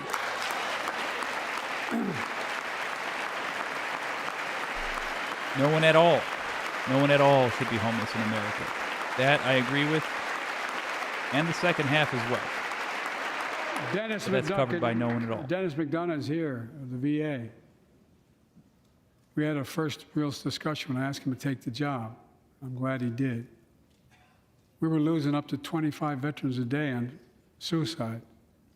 Now we're losing 17 a day to the silent scourge of suicide. 17 veterans a day are committing suicide. More than all the people being killed in the wars. Folks, VA is doing everything it can, including expanding mental health screening, proven programs that recruits veterans to help other veterans understand what they're going through, get them the help they need. We got to do more. And fourth, last year, Jill and I reignited the cancer moonshot that I was able to start with President Obama asked me to lead our administration on this issue. Our goal is to cut the cancer death rates at least by 50% in the next 25 years. Turn more cancers from death sentences to treatable diseases. Provide more support for patients and their families. It's personal to so many of us in this audience. Joining us are Morris and Candice, an Irishman and the daughter of immigrants from Panama. They met and fell in love in New York City and got married in the same chapel Jill and I got married in New York City. Kindred spirits. He wrote us a letter about his little daughter, Ava, and I saw her just before I came over. She was just a year old when she was diagnosed with rare kidney disease, cancer. Oh, gee. After 26 blood transfusions, 11 rounds of radiation, 8 rounds of chemo, 1 kidney removed, giving a 5% survival rate. He wrote how in the darkest moments he thought, if she goes, I can't stay. Many of you have been through that as well. Jill and I understand that like so many of you. And he read Jill's book describing our family's cancer journey and how we tried to steal moments of joy where we could with Bo. For them, that glimmer of joy was the half smile of their baby girl. It meant everything to them. They never gave up hope. Little Ava never gave up hope. She turns 4 next month. They just found out Ava's beating the odds, is on her way to being cured of cancer. And she's watching from the White House tonight if she's not asleep already. For the lives we can save. Oh, you love to hear it.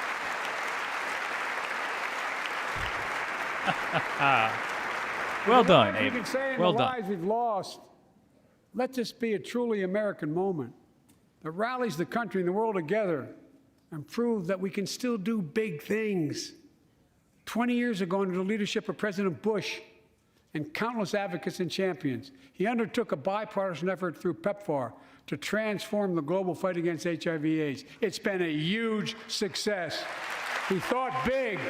He thought large. He moved. I believe we can do the same thing with cancer.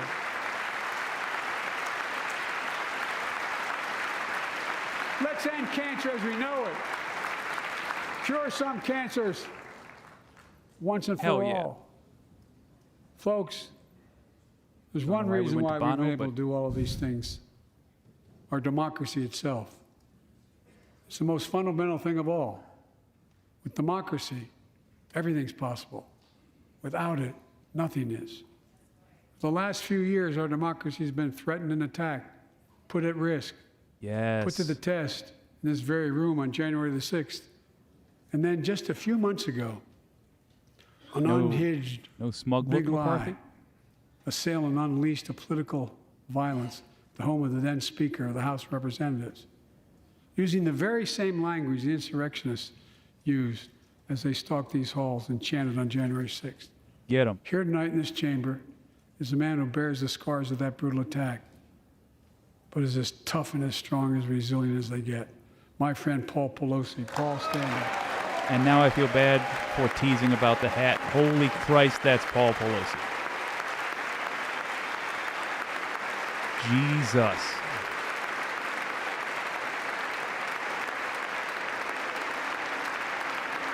But such a heinous act should have never Harris tried to happened. assassinate him. We must all speak out. There's no place for political violence in America. Jesus. We have to protect the right to vote, not suppress the fundamental right. Honor the results of our elections, not subvert the will of the people. We have to uphold the rule of law and restore trust in our institutions of democracy.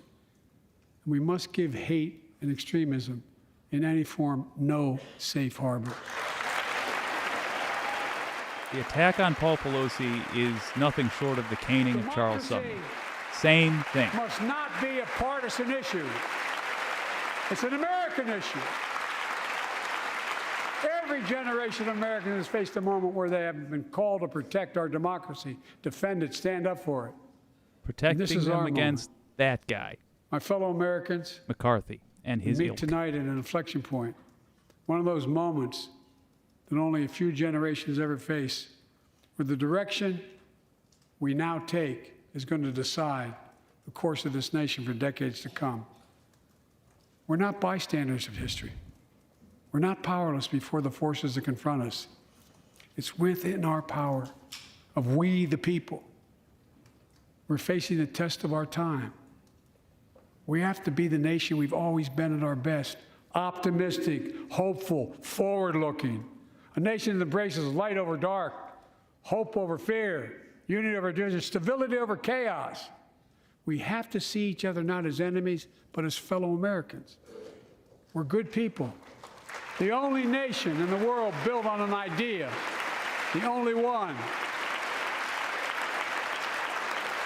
I just want to make sure that, when McCarthy heard that possibly soda can opening, I also thought that might have been a gunslide going off. Ethnicity. But we're the only nation based on an idea that all of us, every one of us, is created equal in the image of God. A nation that stands as a beacon to the world. A nation in a new age of possibilities. So I've come to fulfill my constitutional obligation to report in the State of the Union. And here's my report. Because the soul of this nation is strong, because the backbone of this nation is strong, because the people of this nation are strong, the State of the Union is strong.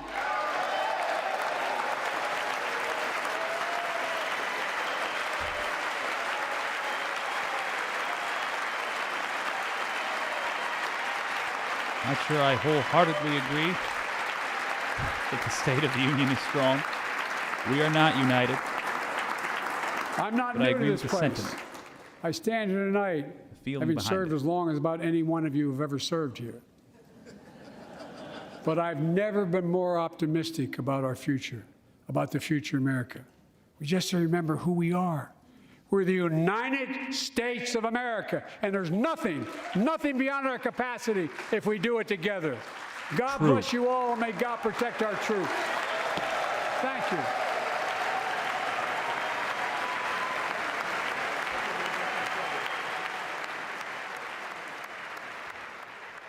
So we're going to stick around for the GOP response. Overall, I have to say, I was impressed with Joe Biden here. Again, I if you've seen me in the past, you know I'm critical of him every chance I get. I think that is necessary. Even if you're a political commentator, that's necessary in order to keep politicians on their toes. I think the media has an obligation to do that, and I do disagree with Joe Biden on a lot. So despite the fact that I'm looking to nitpick, I really have to say I approve of this State of the Union address. He did what I was looking for him to do. Where there have been accomplishments, he was clear about it. He said it in plain language. I don't know why, but Democrats often do not do that. They'll accomplish something, and they'll say it in such a way that it takes all day to get to the point, and it's not clear when they've got there. You got to go back and have Wikipedia up and all this stuff. No, he was straightforward about it. In addition, he hung around the necks of the GOP the decisions, or rather the issues that are coming up. And he's made it clear where he is going to try to steer America. Don't get that confused with where America will go. With a House that is controlled by the GOP, it does not matter that we have the Senate and the presidency controlled by Democrats. A Democratic agenda just won't get done. No agenda, frankly, will get done. Unless, of course, it's a Democrat-style bill that benefits primarily Republican voters. Which isn't, I mean, that's going to be, again, where people get the sense that Democrats aren't working for them. It's because they keep compromising with the GOP, which always cuts out the poor, the people of color, the minorities. So we're not going to get progress done, but he's made it clear what the Democrats are going to be trying to do and who is going to be stopping it. That is good. There's millions of Americans who will see this tonight and that don't normally watch political coverage. So the fact that he made it clear, look, the people that are going to be stopping this good stuff from getting it done, they're the people that are booing during the applause lines. That was good. It was good politics. I'm glad he did it. I'm glad he talked about the CHIPS Act. I am glad he talked about the Junk-Free Protection Act. I'm glad he talked about the PRO Act. He briefly mentioned Ukraine. He only tangentially mentioned police reform. He didn't say anything specific. He didn't talk about anything he would be doing. That was disappointing. I also didn't hear him talk about Title 42. That was concerning. That tells me they may look for a way, God help me, in the Biden White House to preserve Title 42. That's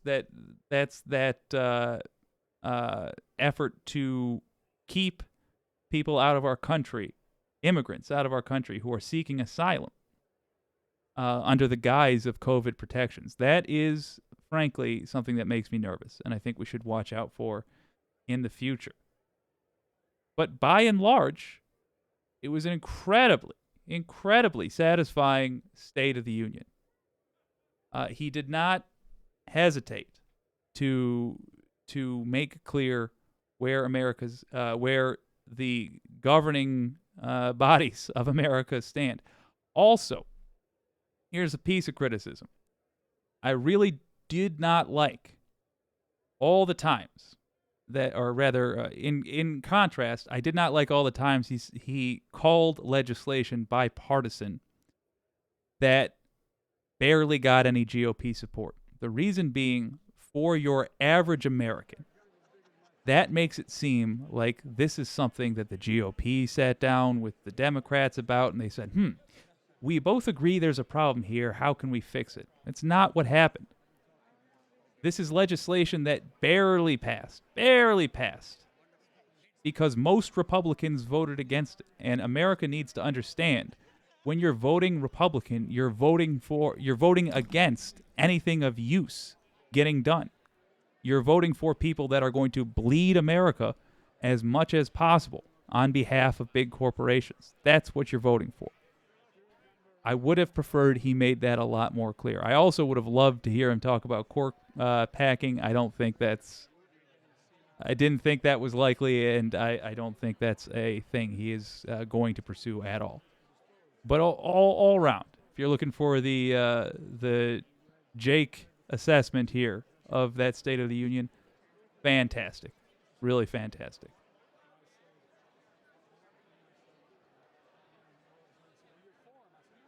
Let me jump over to PBS NewsHour for a moment. You hear a little bit of the crowd here. More about what a weak China might do, more than what we used to worry about maybe 2-3 years ago, which was this dominant China force. We have Lisa Desjardins with us, still there at her. Let's hear PBS her for a moment. Atop the House floor there in the House gallery. Lisa, give us a sense of what you saw. It was a very active crowd, at times an unruly House chamber there. Fill us in. So many thoughts. At the beginning, I think the section where he was talking about a lot of statistics, a lot of numbers, bragging about his accomplishments, that's when we saw the crowd here listening, but not as emotional. As they got into sections about the border, in particular about China, then we saw the eruptions from the Republican side. And I have to say, I'm still digesting on whether I witnessed something like a House of the British Parliament, or was this more like a bar room? There was a real lack of restraint restraint on the heart of many Republicans, not just the ones we usually suspect, like Marjorie Taylor Greene, who has had outbursts today and in the past, but other Republicans who I have not seen burst out before, yelling on the floor of the chamber. It makes me think there is still this underlying political lack of ability, not only for discourse, but they are erring on the side of shouting in a way I had not really felt before. Not major, but this was different than other speeches. More people. I definitely agree with her here. Let me jump in for a second here, because we just talked about this. Yeah, they were like a bar room, and it was an embarrassment, and that is what prompted me to say I can't wait to get rid of these MAGA fools. Real Bill P says, I like the fact that he pulled no punches with the MAGA cult. Now the rest of the Democrat Party has got to continue his message. Wholeheartedly agree. Here's something to consider. Not only do you do that to show sane Americans that we're not going to put up with this and this behavior is not appropriate, you also do that, believe it or not, to win over Republicans. They don't respond. A lot of the folks who are in this cult do not respond to facts and logic. They make all decisions based on emotion, and they judge morality based on consequence. As in, if there's no consequence for an action, they think it must have been moral. So when you treat them harshly, you are also providing for them the understanding of what their behavior is viewed as by sane human beings. They understand then that their behavior is not acceptable. Jim Green says, a grand slam. Well done, Joe. Jim, I wholeheartedly agree. I do believe that is a good way to put it. I mean, he knocked it right out of the park. He's doing some glad handing here, a well-earned bunch of handshakes. Somebody, I'm sure it's going to get picked up later. I'll certainly talk about it. But at some point, I believe I heard somebody opening a soda can by a microphone. I don't know whether or not that was intentional. But you had McCarthy look off to the side and double take. That's the state America's in. We're not sure. And by the way, a lot of folks allowed to just carry guns now. We're not sure if someone's going to take a shot at the president while he's giving the State of the Union because of what these people have done. Well, folks, if you're watching on the live chat, have a look at this. We have cute little GIFs that members can use. I don't like to keep content separate from members, but if you are a member, you do have access to these. These are emojis that you can use if you are a member of WYCD. That stands for What You Can Do, and members get access to Bradley from Majority Report laughing. Jared and Ivanka. Ivanka represented as a purse dog. Dr. Santos, which is, of course, the Marvel Cinematic Universe of George Santos. And then 2 for Tuesday, Jake. Yeah, these are available. We're going to have more available as we get more members. All right, let's go back to PBS NewsHour. Listen to what they're saying. Late fees, as well as this line that stood out saying that that airlines are treating your children like baggage. This is him trying to clearly show that he hears that not all Americans are feeling as though they're getting help in their pocketbooks, and this has been a key element for the White House in recent months. And then lastly, Amna, of course, when President Joe Biden talked about the, quote, the talk, which is the talk that Black and brown families have with their kids about police and their interactions with police. And to hear President Biden talk about that, a white president, especially after he worked as vice president for President Barack Obama, it reminded me of when Obama specifically talked about the personal feelings that he felt when Trayvon Martin was killed in 2012, and that if he had had a son, his son would have looked like Trayvon Martin. President Biden, this is an issue that has police brutality as well as the racial reckoning that the country has faced through all of these killings of black people is something that he struggled with during the 2020 presidential campaign. He came under fire from fellow Democrats, including Senator Cory Booker, including Senator Kamala Harris, for the way that he talked about how he worked with segregationists when he was in the Senate. And so this is something to hear him come full circle and to very aggressively talk about what it was like, and that empathetic tone that you mentioned, Amna, was really striking. It was a powerful moment there, and of course acknowledging as well the parents of Tyre Nichols in the chamber watching all of that tonight. Amy Walter here in the studio with us. Amy, the other thing we noted as the president was talking, many cases directly to middle-class Americans, right, talking about his repeating the promise that people making under $400,000 a year would not see any increase in taxes. There was also a listing of sort of everyday frustrations we hear from Americans all the time, right? Things I did not expect to hear about resort fees. I did not or either. Junk fees Yeah. or credit card late fees, but That's this is a man who lives in the details.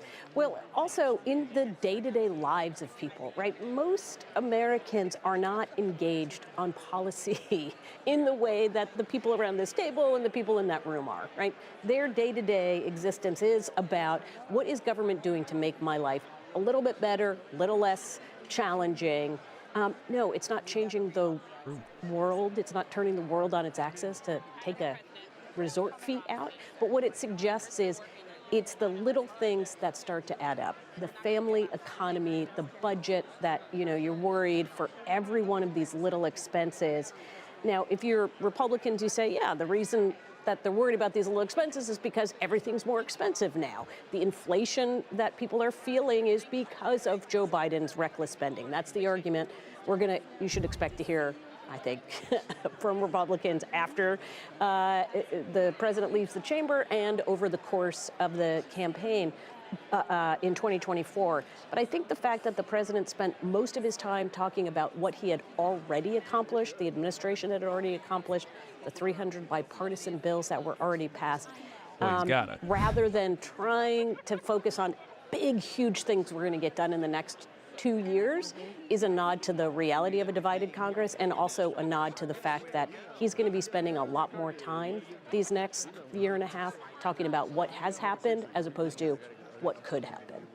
Jonathan Capehart, can we talk about the new urgency? Jim Green says, spot on analysis, Jake. Jim, thank you. I appreciate it. I just saw Congressman Al Green on the floor there, and he has a button. We saw a number of the members of the Congressional Black Caucus wearing these 1870 pins, marking the year that the first unarmed, at the time, first free black man was killed by a police officer. We heard President Biden invoke the words of Tyre Nichols' mom, saying that he was a beautiful soul and something good will come of this. I certainly wish Mrs. Wells grace and peace. That something good might not come in the form of police reform legislation because the underlying fundamentals haven't changed a bit since the George Floyd bill was tanked. Yes. Right. What we have now is, before you had a Democratic-controlled House, Democratic-controlled Senate, and a Democratic president in the White House. It passed the House, but then went down in a ball of flames in the Senate because Cory Booker of New Jersey, Democrat, and Tim Scott, Republican of South Carolina, couldn't come to an agreement. With the help of now Los Angeles Mayor Karen Bass, when she was a member of Congress, who helped shepherd it through. And it all fell apart over qualified immunity and other things. But now the idea that you would get a George Floyd Justice and Policing Act or any kind of police reform through the Congress that is there now is wishful thinking. I do think that the White House, the president in particular, and certainly Majority Leader Schumer and Minority Leader Jeffries in the House, they are also very well aware of the reality that they face. But I think they also know that they can't not try, that they must do something. That we saw Tyre Nichols. Before Tyre Nichols, there was Walter Scott in South Carolina. There have been many. And so if they give up, even in the face of the impossibility, then they are saying to Keenan Americans, Anderson they're saying as well. to black Americans, Within a don't week. care. And from all the meetings that I've been to today, from listening to the President of the United States, there is no doubt in my mind that they care. Respectfully, who cares if they care? If their caring doesn't result in action, that's my beef. Who cares if they bleed in their heart over it, as they say, their bleeding hearts? It doesn't matter if you don't do something. The thing to do is to keep doing what Biden did, however, hanging around the necks of the GOP. People's hopes, Because they're the people who problem. care about this issue, that something can get done, when it looks like nothing can get done. Well, no, I mean, sure, you can blame them if Democrats in their message don't say, we're on board, but the Republicans aren't. You have to talk about the issue and then talk about the impediment to the solution. And the impediment to the solution are the GOP. Republicans. Yes, sir. And so keep hammering away at the topic, at the issue, because unfortunately, there is going to be another Tyree Nichols. We just don't know where. We just don't know when. And it breaks my heart that no I legislation. even can say that with supreme confidence, but that's where we are. As we're watching now President Biden make his way out of the 150 chamber, we are years of this, joined 1870 for some to now, reaction by 150 Democratic years of Congresswoman this. Mikey Sherrill of New Jersey. She serves on the Armed Services Committee and on the new Select Committee on China. They're keeping that double screen Congresswoman Sherrill, up. thank you for joining us. Just give us your quick takeaway in terms of what you They're keeping heard that double screen from up the so we can president see when in the those GOP is remarks. going to He start. came out with a strong message of bipartisanship, but then there were some raucous moments in which he had some back and forth with Republican members in that chamber. And What did you rightly make so. of that? Well, I think it's the president's focus on bipartisanship that is so important as we go into this new divided Congress. I also think he made some strong statements about what we have achieved and how it's going to impact the future, and then made some pleas to people in the chamber to continue this work, to make sure we continue to move forward on infrastructure and reshoring American manufacturing and our strategic competition with China. And it was good to hear the president stand up to that, because I know within the caucus we have a lot of bipartisan support to move forward on our new China committee. One of the key Republican criticisms we've heard specifically in the last few days, of course, has been the administration's response to the discovery of that spy balloon from China. A lot of Republicans accusing him of not moving fast enough. Do you think the president did enough to quell some of those concerns? You know, I was just in a House Armed Services Committee hearing this morning on China, and that question was presented to the former Indo-PACOM admiral. Did we act quickly enough? And he seemed very pleased with that situation. He complimented the administration on being thoughtful from everything he's seen, and certainly recovering the information from that surveillance equipment since we shot it down over the water. So I am still delving into the situation and getting... Look, let's just be clear. If a bunch of people hadn't noticed that balloon, but the U.S. government had, we wouldn't have done anything.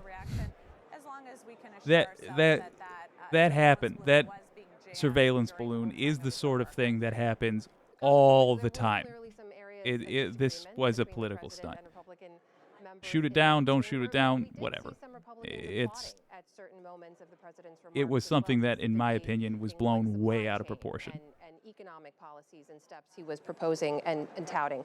As you look ahead to this divided Congress, where do you see the shared areas of interest where you believe Democrats and Republicans can work together to get something done? Interesting. Well, you certainly laid out some of the obvious ones, right? I was on the Defense Critical Supply Chain Task Force. My base, Picatinny Arsenal, does so much with our munitions supply chain, and we look at rare earth minerals and where we are receiving goods into the supply chain, making it more resilient. So that's an area, defense and otherwise, that we can all work together and we all agree must be addressed. There are other things like rebuilding our nation's infrastructure, reshoring American manufacturing. There was a lot of support in that chamber for Made in America and building with American-made goods. I think these are areas of broad bipartisan support. And then there are areas where I will be looking if we can't come together and build that bipartisan support. For example, on child care. As a working mom of 4 kids, we know that investments in child care are going to be investments in strengthening our economy. The president discussed Head Start, such a key piece of how we impact the future and the future of our children. So those are areas that might not be as obvious. All right, so let me be clear. The only places that Democrats are going to be able to work with Republicans are on issues where Republicans haven't taken a bribe yet, and B, that hasn't been picked up by Fox News as culture war nonsense yet. Very narrow avenue of attack. Joining us tonight. Congresswoman, thank you so much for your time. Thanks for having me. Amy Walter, in many ways, this State of the Union address can be viewed as a soft launch of President Biden's reelection campaign. We don't know when he's going to announce. We've certainly not talked to a White House official yet who has said the president's not going to run for office. He used the phrase in the speech tonight, finish the job. He used that phrase 12 times about implementing infrastructure, the infrastructure law, shoring up Medicare, expanding education access, police reform, gun reform. This seems like if he's not able to get this done in the next 2 years, this was him saying, hold on, folks. That's my re-election. That's the re-election campaign. Yeah, he's not going to be able to get anything done. I think what you're going to hear from Republicans, especially what we're already starting to hear from people like Nikki Haley, like Ron DeSantis, is we're going to make a generational change, right? So he may want to finish the job. We think another generation needs to step in to be able to do that. So that's going to be, you can already sort of see the battle lines That's them saying they are no longer going to even try to get the youth vote. They're just going to try to get older folks to screw over the youth. One of the reasons why Republicans selected her was to make this contrast. Also, Real Bill P says Trump added $7.8 trillion to the debt plus interest. Damn, yes, that's a man who knows his figures. You're right. He did. And that should be mentioned by Biden every time he gets heat over that. State who is not feeling at all encumbered by worrying about what is this going to do for her own sort of chances. You know, usually these responses have been given to the rising star, the person that they think, okay, this is somebody on the bench who we're going to see run for much higher office. But it never has worked out that well for that person. So now it seems like what they're putting up front is the generational change, and also somebody who been in and around the Trump orbit and knows how to fight very well with Democrats. And we're going to listen to that message in just a moment. Sarah Huckabee Sanders, the new governor of Arkansas, is delivering the Republican response to the State of the Union tonight from Little Rock. She's no stranger to a presidential address. Sanders previously served as the White House press secretary for the first 2 years of the Trump administration. Let's go live now to Governor Sanders. Sarah Huckabee Sanders. Oh, Jesus. Being a mom to 3 young children taught me not to believe every story I hear. So forgive me for not believing much of anything I heard tonight from President Biden. From out-of-control inflation and violent crime to the dangerous border crisis and threat from China. Biden and the Democrats have failed you. They know it, and you know it. And it's time for a change. Tonight, let us reaffirm our commitment to a timeless American idea that government exists not to rule the people, but to serve the people. Democrats want to rule us with more government control, but that's not who we are. America is the greatest country the world has ever known because we're the freest country the world has ever known, with a people who are strong and resilient. 5 months ago, I was diagnosed with thyroid cancer. Ooh, it was a hard time for our family, particularly our kids, Scarlett, Huck, and George. But we kept our faith and persevered. Thanks to exceptional doctors here in Arkansas, a successful surgery, and the grace of God, I am cancer-free. Hey, good for you. Through it all, I couldn't help but think about my mom. She was 20 years old and into her first year of marriage when she was diagnosed with spinal cancer. The doctors told her she might not live, and if she did live, they said she'd never walk again. Man, you just know they don't have much to say in response when they go off on long personal stories at the beginning. As the new governor of Arkansas, and is speaking to you tonight. Adversity and fear of the unknown can paralyze us, but faith propels us to charge boldly ahead. We can't stand still in the face of great challenges. You and I were put on this earth for such a time as this, to charge boldly not great ahead. Language. I'll be the first to admit, President Biden and I don't have a lot in common. I'm for freedom, he's for government control. At 40, I'm the youngest. When they talk about loosening regulations, they phrase it like they're talking about loosening regulations on you. They're actually talking about loosening regulations on your boss. Not even your direct manager, the person that owns whatever company you work for. Or, if you are lucky enough to own your own company, first of all, well done. Second of all, they're talking about loosening regulations on your major competition, the billion-dollar companies. That's who they want to loosen regulations on. And it does not make you more free. It makes you less free because you are then subject to their power, unregulated. Or is simply too weak to resist it. His administration has been completely hijacked by the radical left. What? The dividing line in America is no longer between right or left. The choice is between normal or crazy. It's time accurate. For a new generation. I don't think in the way she's trying to say, but accurate. Upon taking office just a few weeks ago, I signed executive orders to ban CRT, racism, and indoctrination in our schools. Eliminate the use of derogatory term Latinx in our government. Repealed COVID orders and said never again to authoritarian mandates and shutdowns. Americans want common sense from their leaders. So you are getting an advertisement for what's wrong with America from Sarah Huckabee Sanders. President Biden inherited the fastest economic recovery on record, the most secure border in history, cheap, abundant, homegrown energy, fast rising wages, a rebuilt military, and a world that was stable and at peace.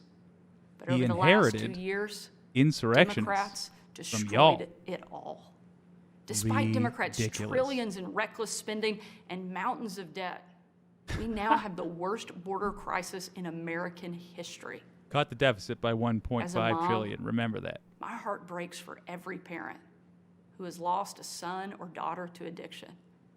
100,000 Americans a year are now killed from drug overdoses, largely from fentanyl pouring across our southern border.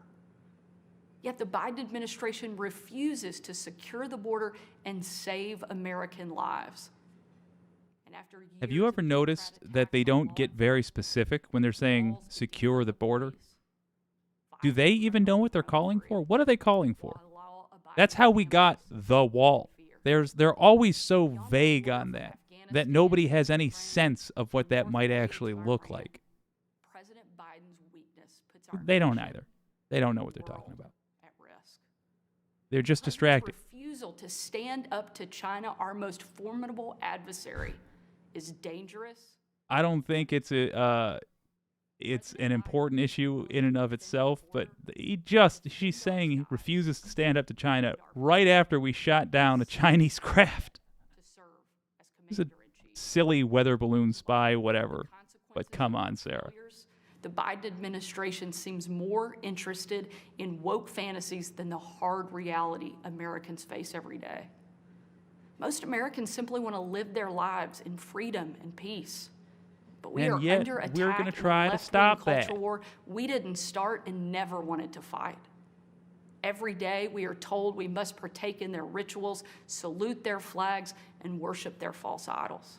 All while big government colludes with big tech to strip away the most American thing there is, your freedom of speech. That's not normal. It's crazy, and it's wrong. Make no mistake. Republicans will not surrender this fight. We will lead with courage and do what's right. Talk about every accusation being a projection. family. Gotta worship the false idols, huh? Gotta salute your flag, huh? And paychecks are rising. What was the flag they put up on the Capitol when they were rioting? Oh, it was a Trump flag. That's right. It's the birthright of every man, woman, and child. These are the principles Republican governors are fighting for, and in Washington, under the leadership of Senate Republicans and Speaker Kevin McCarthy, we will hold the Biden administration accountable. Down the street from where I sit is my alma mater, Little Rock Central High. As a student there, I will never forget watching my dad, Governor Mike Huckabee, and President Bill Clinton hold the doors open to the Little Rock Nine. Doors that 40 years earlier had been closed to them because they were black. Today, those children once barred from the schoolhouse are now heroes memorialized in bronze. And in honor of them, I am going to name a bill after them. A bill which will give bazookas to police officers who need to issue traffic tickets and feel like blowing up a sedan once in a while. Is the civil rights issue of our day. Oh, Tomorrow, shut the hell up. I will unveil an education package that will be the most far-reaching, bold, conservative education reform in the country. It will ban potato heads from being available in daycares. Because for some reason, I don't remember why, for some reason we're angry at Mr. Potato Head. By increasing their starting salary from one of the lowest to one of the highest in the nation. Here in Arkansas and across America, that would be good. Republicans are working to end the policy of trapping kids in failing schools and sentencing them to a lifetime of poverty. She's talking about defunding public schools. Indoctrinate our kids. She's talking about making schools worse in order to not trap kids in schools. What's her answer to that? More funding for private schools, more tax breaks for private schools. In other words, private business. In other words, the schools rich kids get to go to get better, while the schools poor kids have to go to don't. That's what she's talking about. Tragedy of 9/11. Bit of a see you next Tuesday. A generation brimming with passion and new ideas to solve age-old problems. A generation moored to our deepest values. New ideas like solving them. Yet unafraid to challenge the present order and find a better way forward. If we seize this moment together, America can once again be the land of the free and the home of the brave. During my 2.5 years at the White House, I traveled on every foreign trip with the president. A trip I will never forget was on December 25th of 2018. He took his pants down and ran around the cabin of Air Force One. We tried to stop him, but it wasn't going to happen without wrestling him, and no one was up for that. When I had to walk out on my own family's Christmas, unable to tell them where I was going that night. But delighted just to be, getting out of there. So dangerous. They didn't want anybody to know that the president was going to be on the ground, even for a few hours. We boarded Air Force One in complete and total darkness. There were no lights on the plane, no lights on the runway. Our phones and computers shut down and turned in. Why we didn't notice he'd taken off the pants until, he had done a couple of laps up and down. 12 hours later, in the pitch black of night, we landed in the war-torn part of western Iraq. It was again a similar scene. No lights on the plane, no lights on the runway. The only thing you could see was coming from about a mile away in a dining hall where hundreds of troops who were in the fight against ISIS had gathered expecting to celebrate Christmas with senior military. They were there because George W. Bush lied. They had absolutely no. I want to remind you of that. 20 years later, because of a lie George W. Bush said. About to walk into that room. No punishment for that, by the way. And when they did, it was a sight and a scene and a sound I hope I never forget. You see, he still hadn't put on the pants, so when he walked in, the gasp was both horror and awe that he was somehow alive despite supporting himself on two bendy straws of legs and wearing a full-grown, Depends diaper. It was something. Again. USA, USA, USA.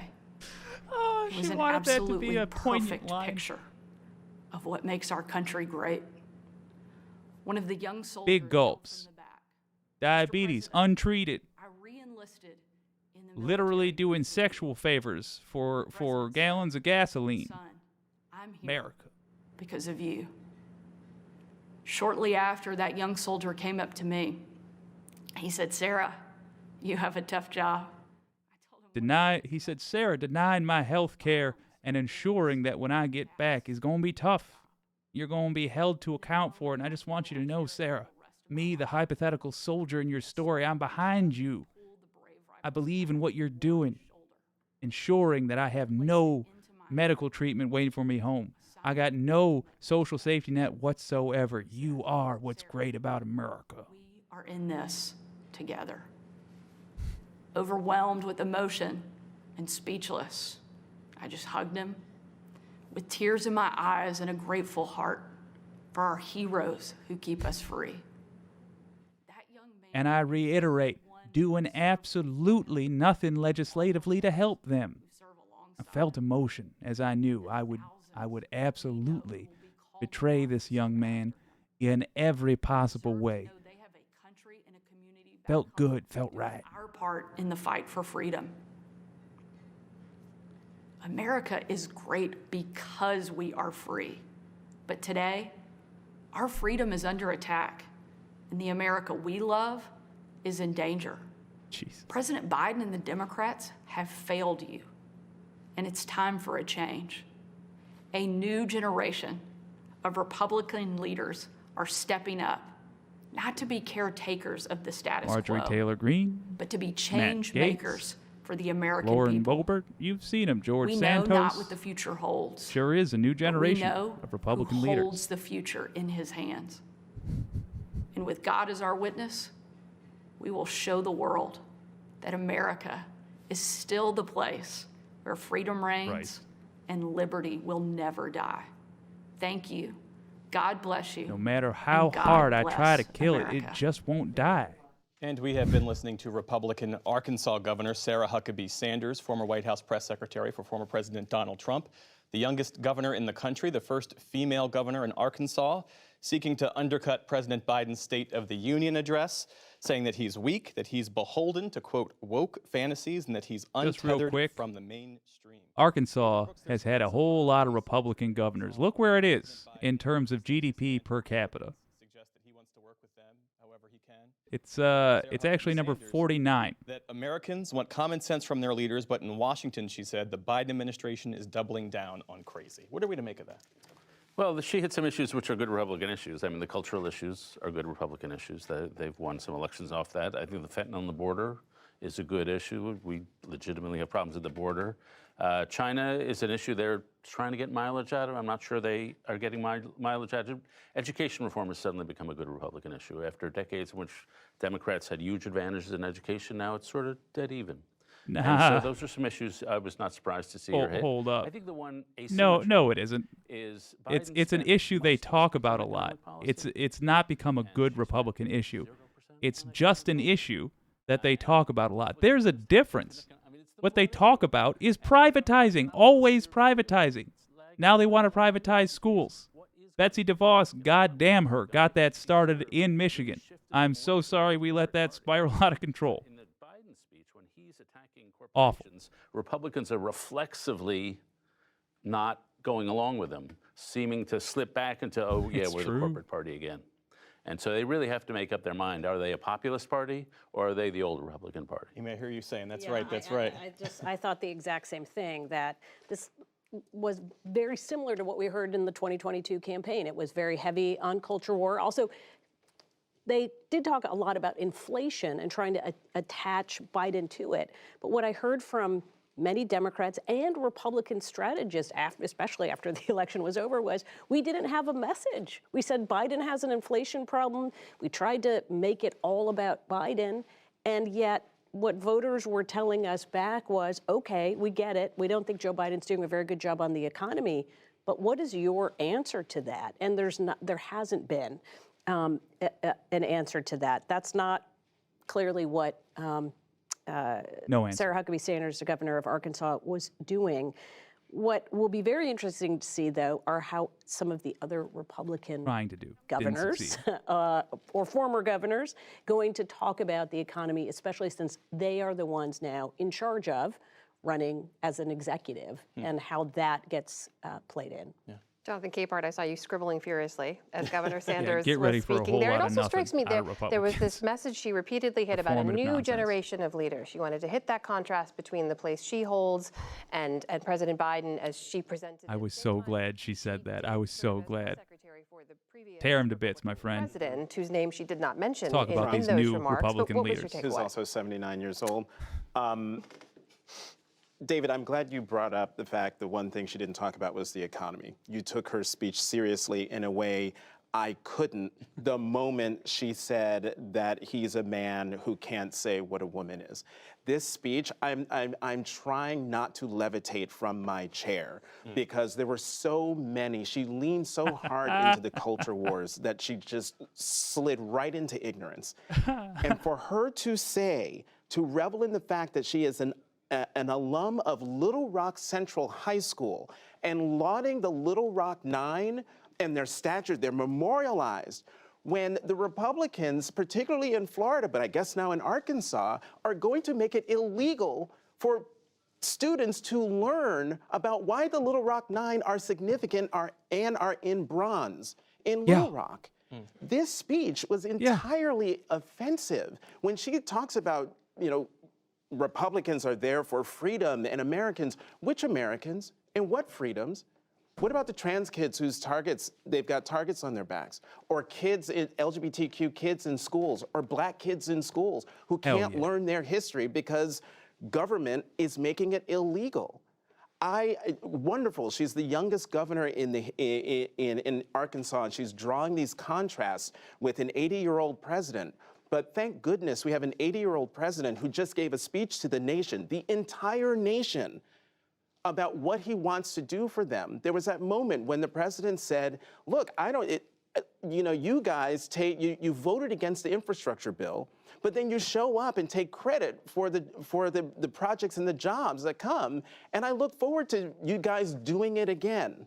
She doesn't have that message. The message that she just gave to the nation and on behalf of the Republican Party just proves to me that the Republican Party is lost.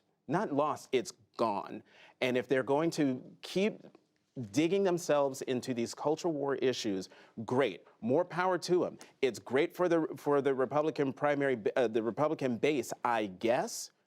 But the country in the last midterm election said that we don't like that's not right, that's not fair. And so that's why when Joe Biden says, when he growls at the end of his speech, we are the United States of America, it always moves me because I know he's talking to me, and I know that there are millions of Americans, whether they voted for him or not, feel probably to their bones that even though I might not like the guy, I might not like his policies, but at least I know he's thinking about trying to make my life better. Sarah Huckabee Sanders did the opposite tonight. Let's bring in Lisa Desjardins, who is still on the Hill for us tonight. Lisa, I know from speaking... Real Bill P, welcome to the members area. My friend, I'm delighted to have you. Right. They felt that she, as someone who had helped a former president write a State of the Union, that she was in a better position perhaps to deliver one. I brought up this idea that in the past these response speeches have not gone well, especially for governors, but for all kinds of different people making the response. They said their approach was that she was not going to try and compete with President Biden, but instead try and lay out the Republican agenda on its own. I have to say, listening to her remarks immediately after leaving the chamber and listening to President Biden's remarks, it was really a startling contrast in political approach. And I think that what we may find is from Governor Huckabee Sanders' remarks is that she has probably set the tone for the 2024 Republican primary race, and potentially between these two speeches, both of them, could set sort of the approach of both parties. Now, I think what I heard in her speech was really going beyond laying out the Republican agenda, not just saying that Joe Biden is a failure or bad for this country, but instead trying to lay out the idea that somehow he is not just anti-American, but also anti-God. You know, this is really a speech that has gone kind of a farther distance than I think we've seen before from Republicans, laying out the stakes, not just as a country that can do better or worse. President Biden saying, our country's doing better. Give us more time. Let's finish the job. So that I heard Governor Huckabee Sanders saying rather, no, we are on the edge of an abyss of a moral and societal civilization kind of crisis, a very dark picture she was painting, laying at the feet of Democrats without using the same kind of numbers or backup evidence, using just ideas and putting out this idea of cultural differences. You know, I just am thinking about what's coming next. I'm thinking about the faces I saw in the chamber tonight, both below me. I was sitting above the Republican side. I saw the Republican side at first kind of politely clapping, embracing the idea of thanking all of the leadership from all of the parties, and then moving toward a time when I saw many different members yelling out at the president, even as I saw the VIP guests around me, sometimes with tears in their eyes as their stories were being told, especially Black Americans I saw in the chamber talking about police reform. I saw two different young Black men with tears in their eyes. Nobody else was watching them. In the top row of the chamber, you could tell they were moved and they were concerned about safety of people like them, the deaths of people like them. So all of these emotions also wanted to say about Sarah Sanders' speech, she wasn't talking about, when she was talking about what she was going to do, as she was talking about as little facts as possible, as little specifics as possible, just broad strokes culture war nonsense, because she has to distract. They don't have the American people's best interest in mind. 2024 election. Lisa Desjardins, our thanks to you, and of course to Laura Barone Lopez as well. David Brooks, I'm curious to hear your take on Lisa's reporting there. If the State of the Union address was seen as a potential sort of preview of what President Biden's reelection campaign could look like, do you take Governor Sanders' remarks as a potential preview of what the Republican nominee will be messaging on? Yeah, I think so. I mean, the whether it's DeSantis or Trump or somebody else, the culture is going to be a big issue. The Republicans' number one issue. Look, I'm a journalist. I've just tried to understand. We're in an evenly divided culture country. War nonsense. I try to understand what the other side is thinking, and I think if you look at how DeSantis has approached this, how Trump approached this, how Ted Cruz approaches this, I think their number one issue is that a lot of Republicans think there's a coastal cultural elite that looks down on them and that is way to their left on them on values issues. And that's a legitimate point of view. And so she's going heavy on that. Is it a successful fight against Joe Biden, who's not really part of the coastal cultural elite? It's not a legitimate issue. But by the way, it's what Republicans have gone to and what populists around the world have gone to. And people who are richer than them are not to the left of that. The difference is that after 2020, where not in major numbers, no, sir. President Trump leaned into his base. I mean, he talked almost exactly like this. It was about turning out the base, engaging the base, enraging the base, and coming up short. And candidates on the Republican side who have only engaged their base in swing states, and we saw it in 2022 in the Senate, coming up short. So it is, as a general election message, it is not likely to be as powerful as it will be in a Republican. Here's the issue they have. Their base is what their base wants, as we discussed earlier in the previous stream, is abhorrent to everybody else. It's anti-democratic. It's full-on violent. It's fascism. It's abhorrent to everybody else. And their base does not have enough numbers to win a general election. So you find these wackadoos constantly losing elections, unless it's in a deep red area, in which case they win by default.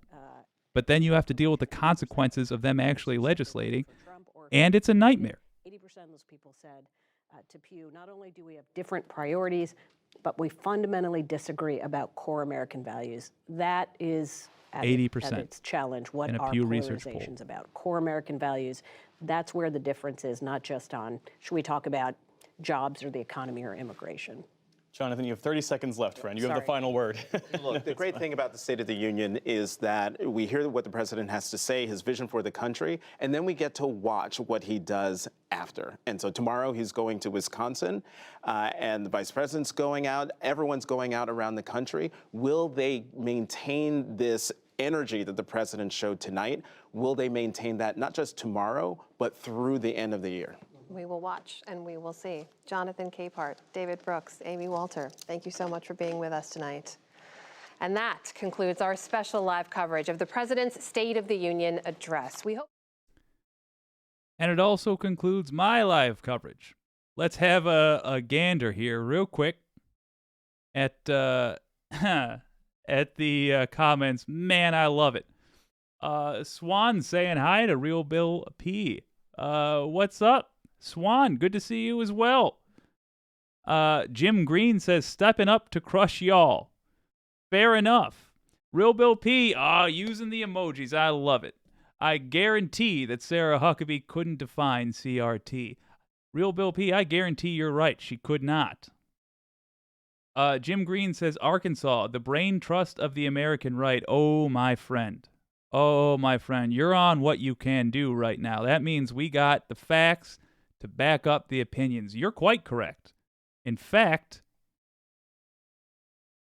well, that's not what I meant. There we go. In fact, all right, there's the broad strokes.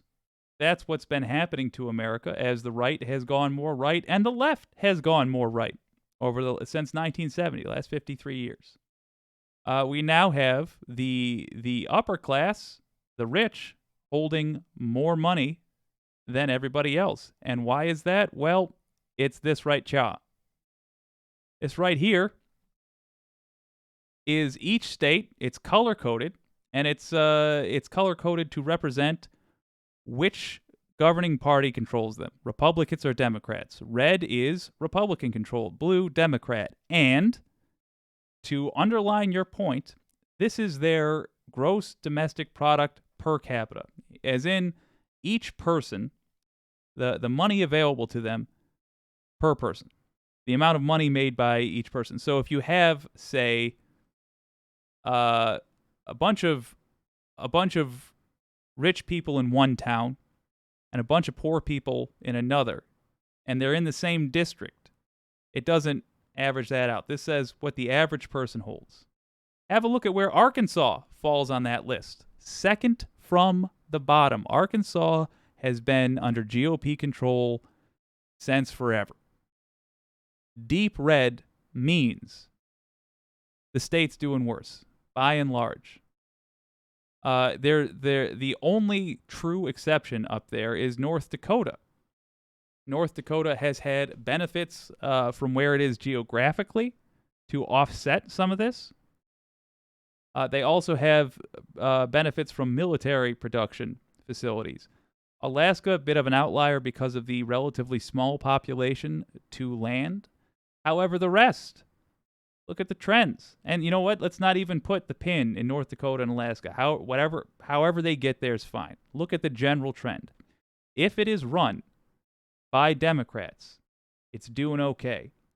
If it is run by Republicans, it is not. Have a look at Michigan. It's number 38 on that list. Bear in mind the United States average is up there as well, so that pushes everything below it down one. Michigan was horribly gerrymandered until 2018, which meant that even though Michigan bounced between Democrat and Republican control, our state legislature was very often disproportionately red, which meant Michigan was run worse. This is the era when we got Betsy DeVos in Michigan making decisions for our schools. God help us. It hurt. It hurt bad. And Michigan suffered. Michigan has been climbing on this list since 2018. If you have gerrymandering as an issue in your state, if you check and see if your state is gerrymandered, look and see if it has something called an independent redistricting commission, by the way. That is how you fight gerrymandering. But as to your point, Arkansas being the, how did you phrase that? Arkansas being the brain trust of the American right. You are completely correct. That is, Arkansas is what you get as I suppose the template for what the American right ends up doing in other states, and it shows.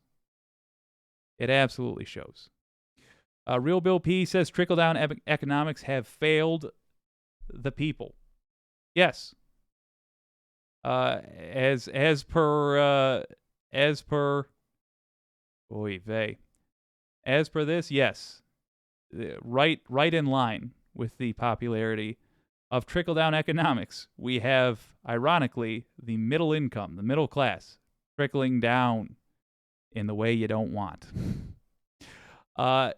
Incidentally, in 1970, the tax rate in the richest tax bracket was 50? No, excuse me. Let me do some quick math. 70%. In currently, I believe we are at, 37? It's gone down 40 points. So we have consistently been using trickle-down economics as an excuse to give more tax breaks to the rich. And as a result, we have had the opposite of what was said of what they said would happen happening, wherein the rich have simply hoarded that wealth, kept it away from the rest of us, even though American labor production has skyrocketed in that time. The advent of computers, the advent of technology, with more people joining the workforce, yes, it's skyrocketed. And yet, American pay, no, sir. No, it's gone down. Joe Biden, in my opinion, is not an ideal president. I've never even seen a candidate run that I would call an ideal president. But despite that, he is a good president, by and large. He deals with reality. He puts forth practical solutions, generally speaking. And tonight he gave a State of the Union, which I feel knocked it out of the park. He did what I was hoping he would do. He made it clear who is doing what and where America stands. He made it clear that he started by saying what was accomplished when Democrats ran everything. We had 2 glorious years. And God help us, we unfortunately had Kristen Sinema and Joe Manchin who were stopping the best of it from occurring. But he did show what happens when Democrats are in control of everything. He showed what we could still do, and most importantly, he told you who's going to stop it from happening. That's the GOP. That is the message that needed to get out tonight. I am glad he did it. I feel that if he can keep up this pressure, we are going to look at a very good 2024 campaign season. Let's hope that he's able to do it. Well, folks, I had a delight hanging out with you today. It's going to take a minute to upload the VOD, but that will be up later on in the early morning. If you enjoyed the stream, I hope you'll consider liking, subscribing. If you really enjoy it, you're interested in some of those GIFs, some of those emojis, and of course, the occasional post from your old pal Jake that's just for members, consider joining the Friends of Doris. That's our members group, named after the very first subscriber of content, Doris Lashevsky. Big fan of that gal. Well, this has been WYCD Wicked. That stands for What You Can Do. My name's Jake, and outros are very difficult for me. I'll see you next time.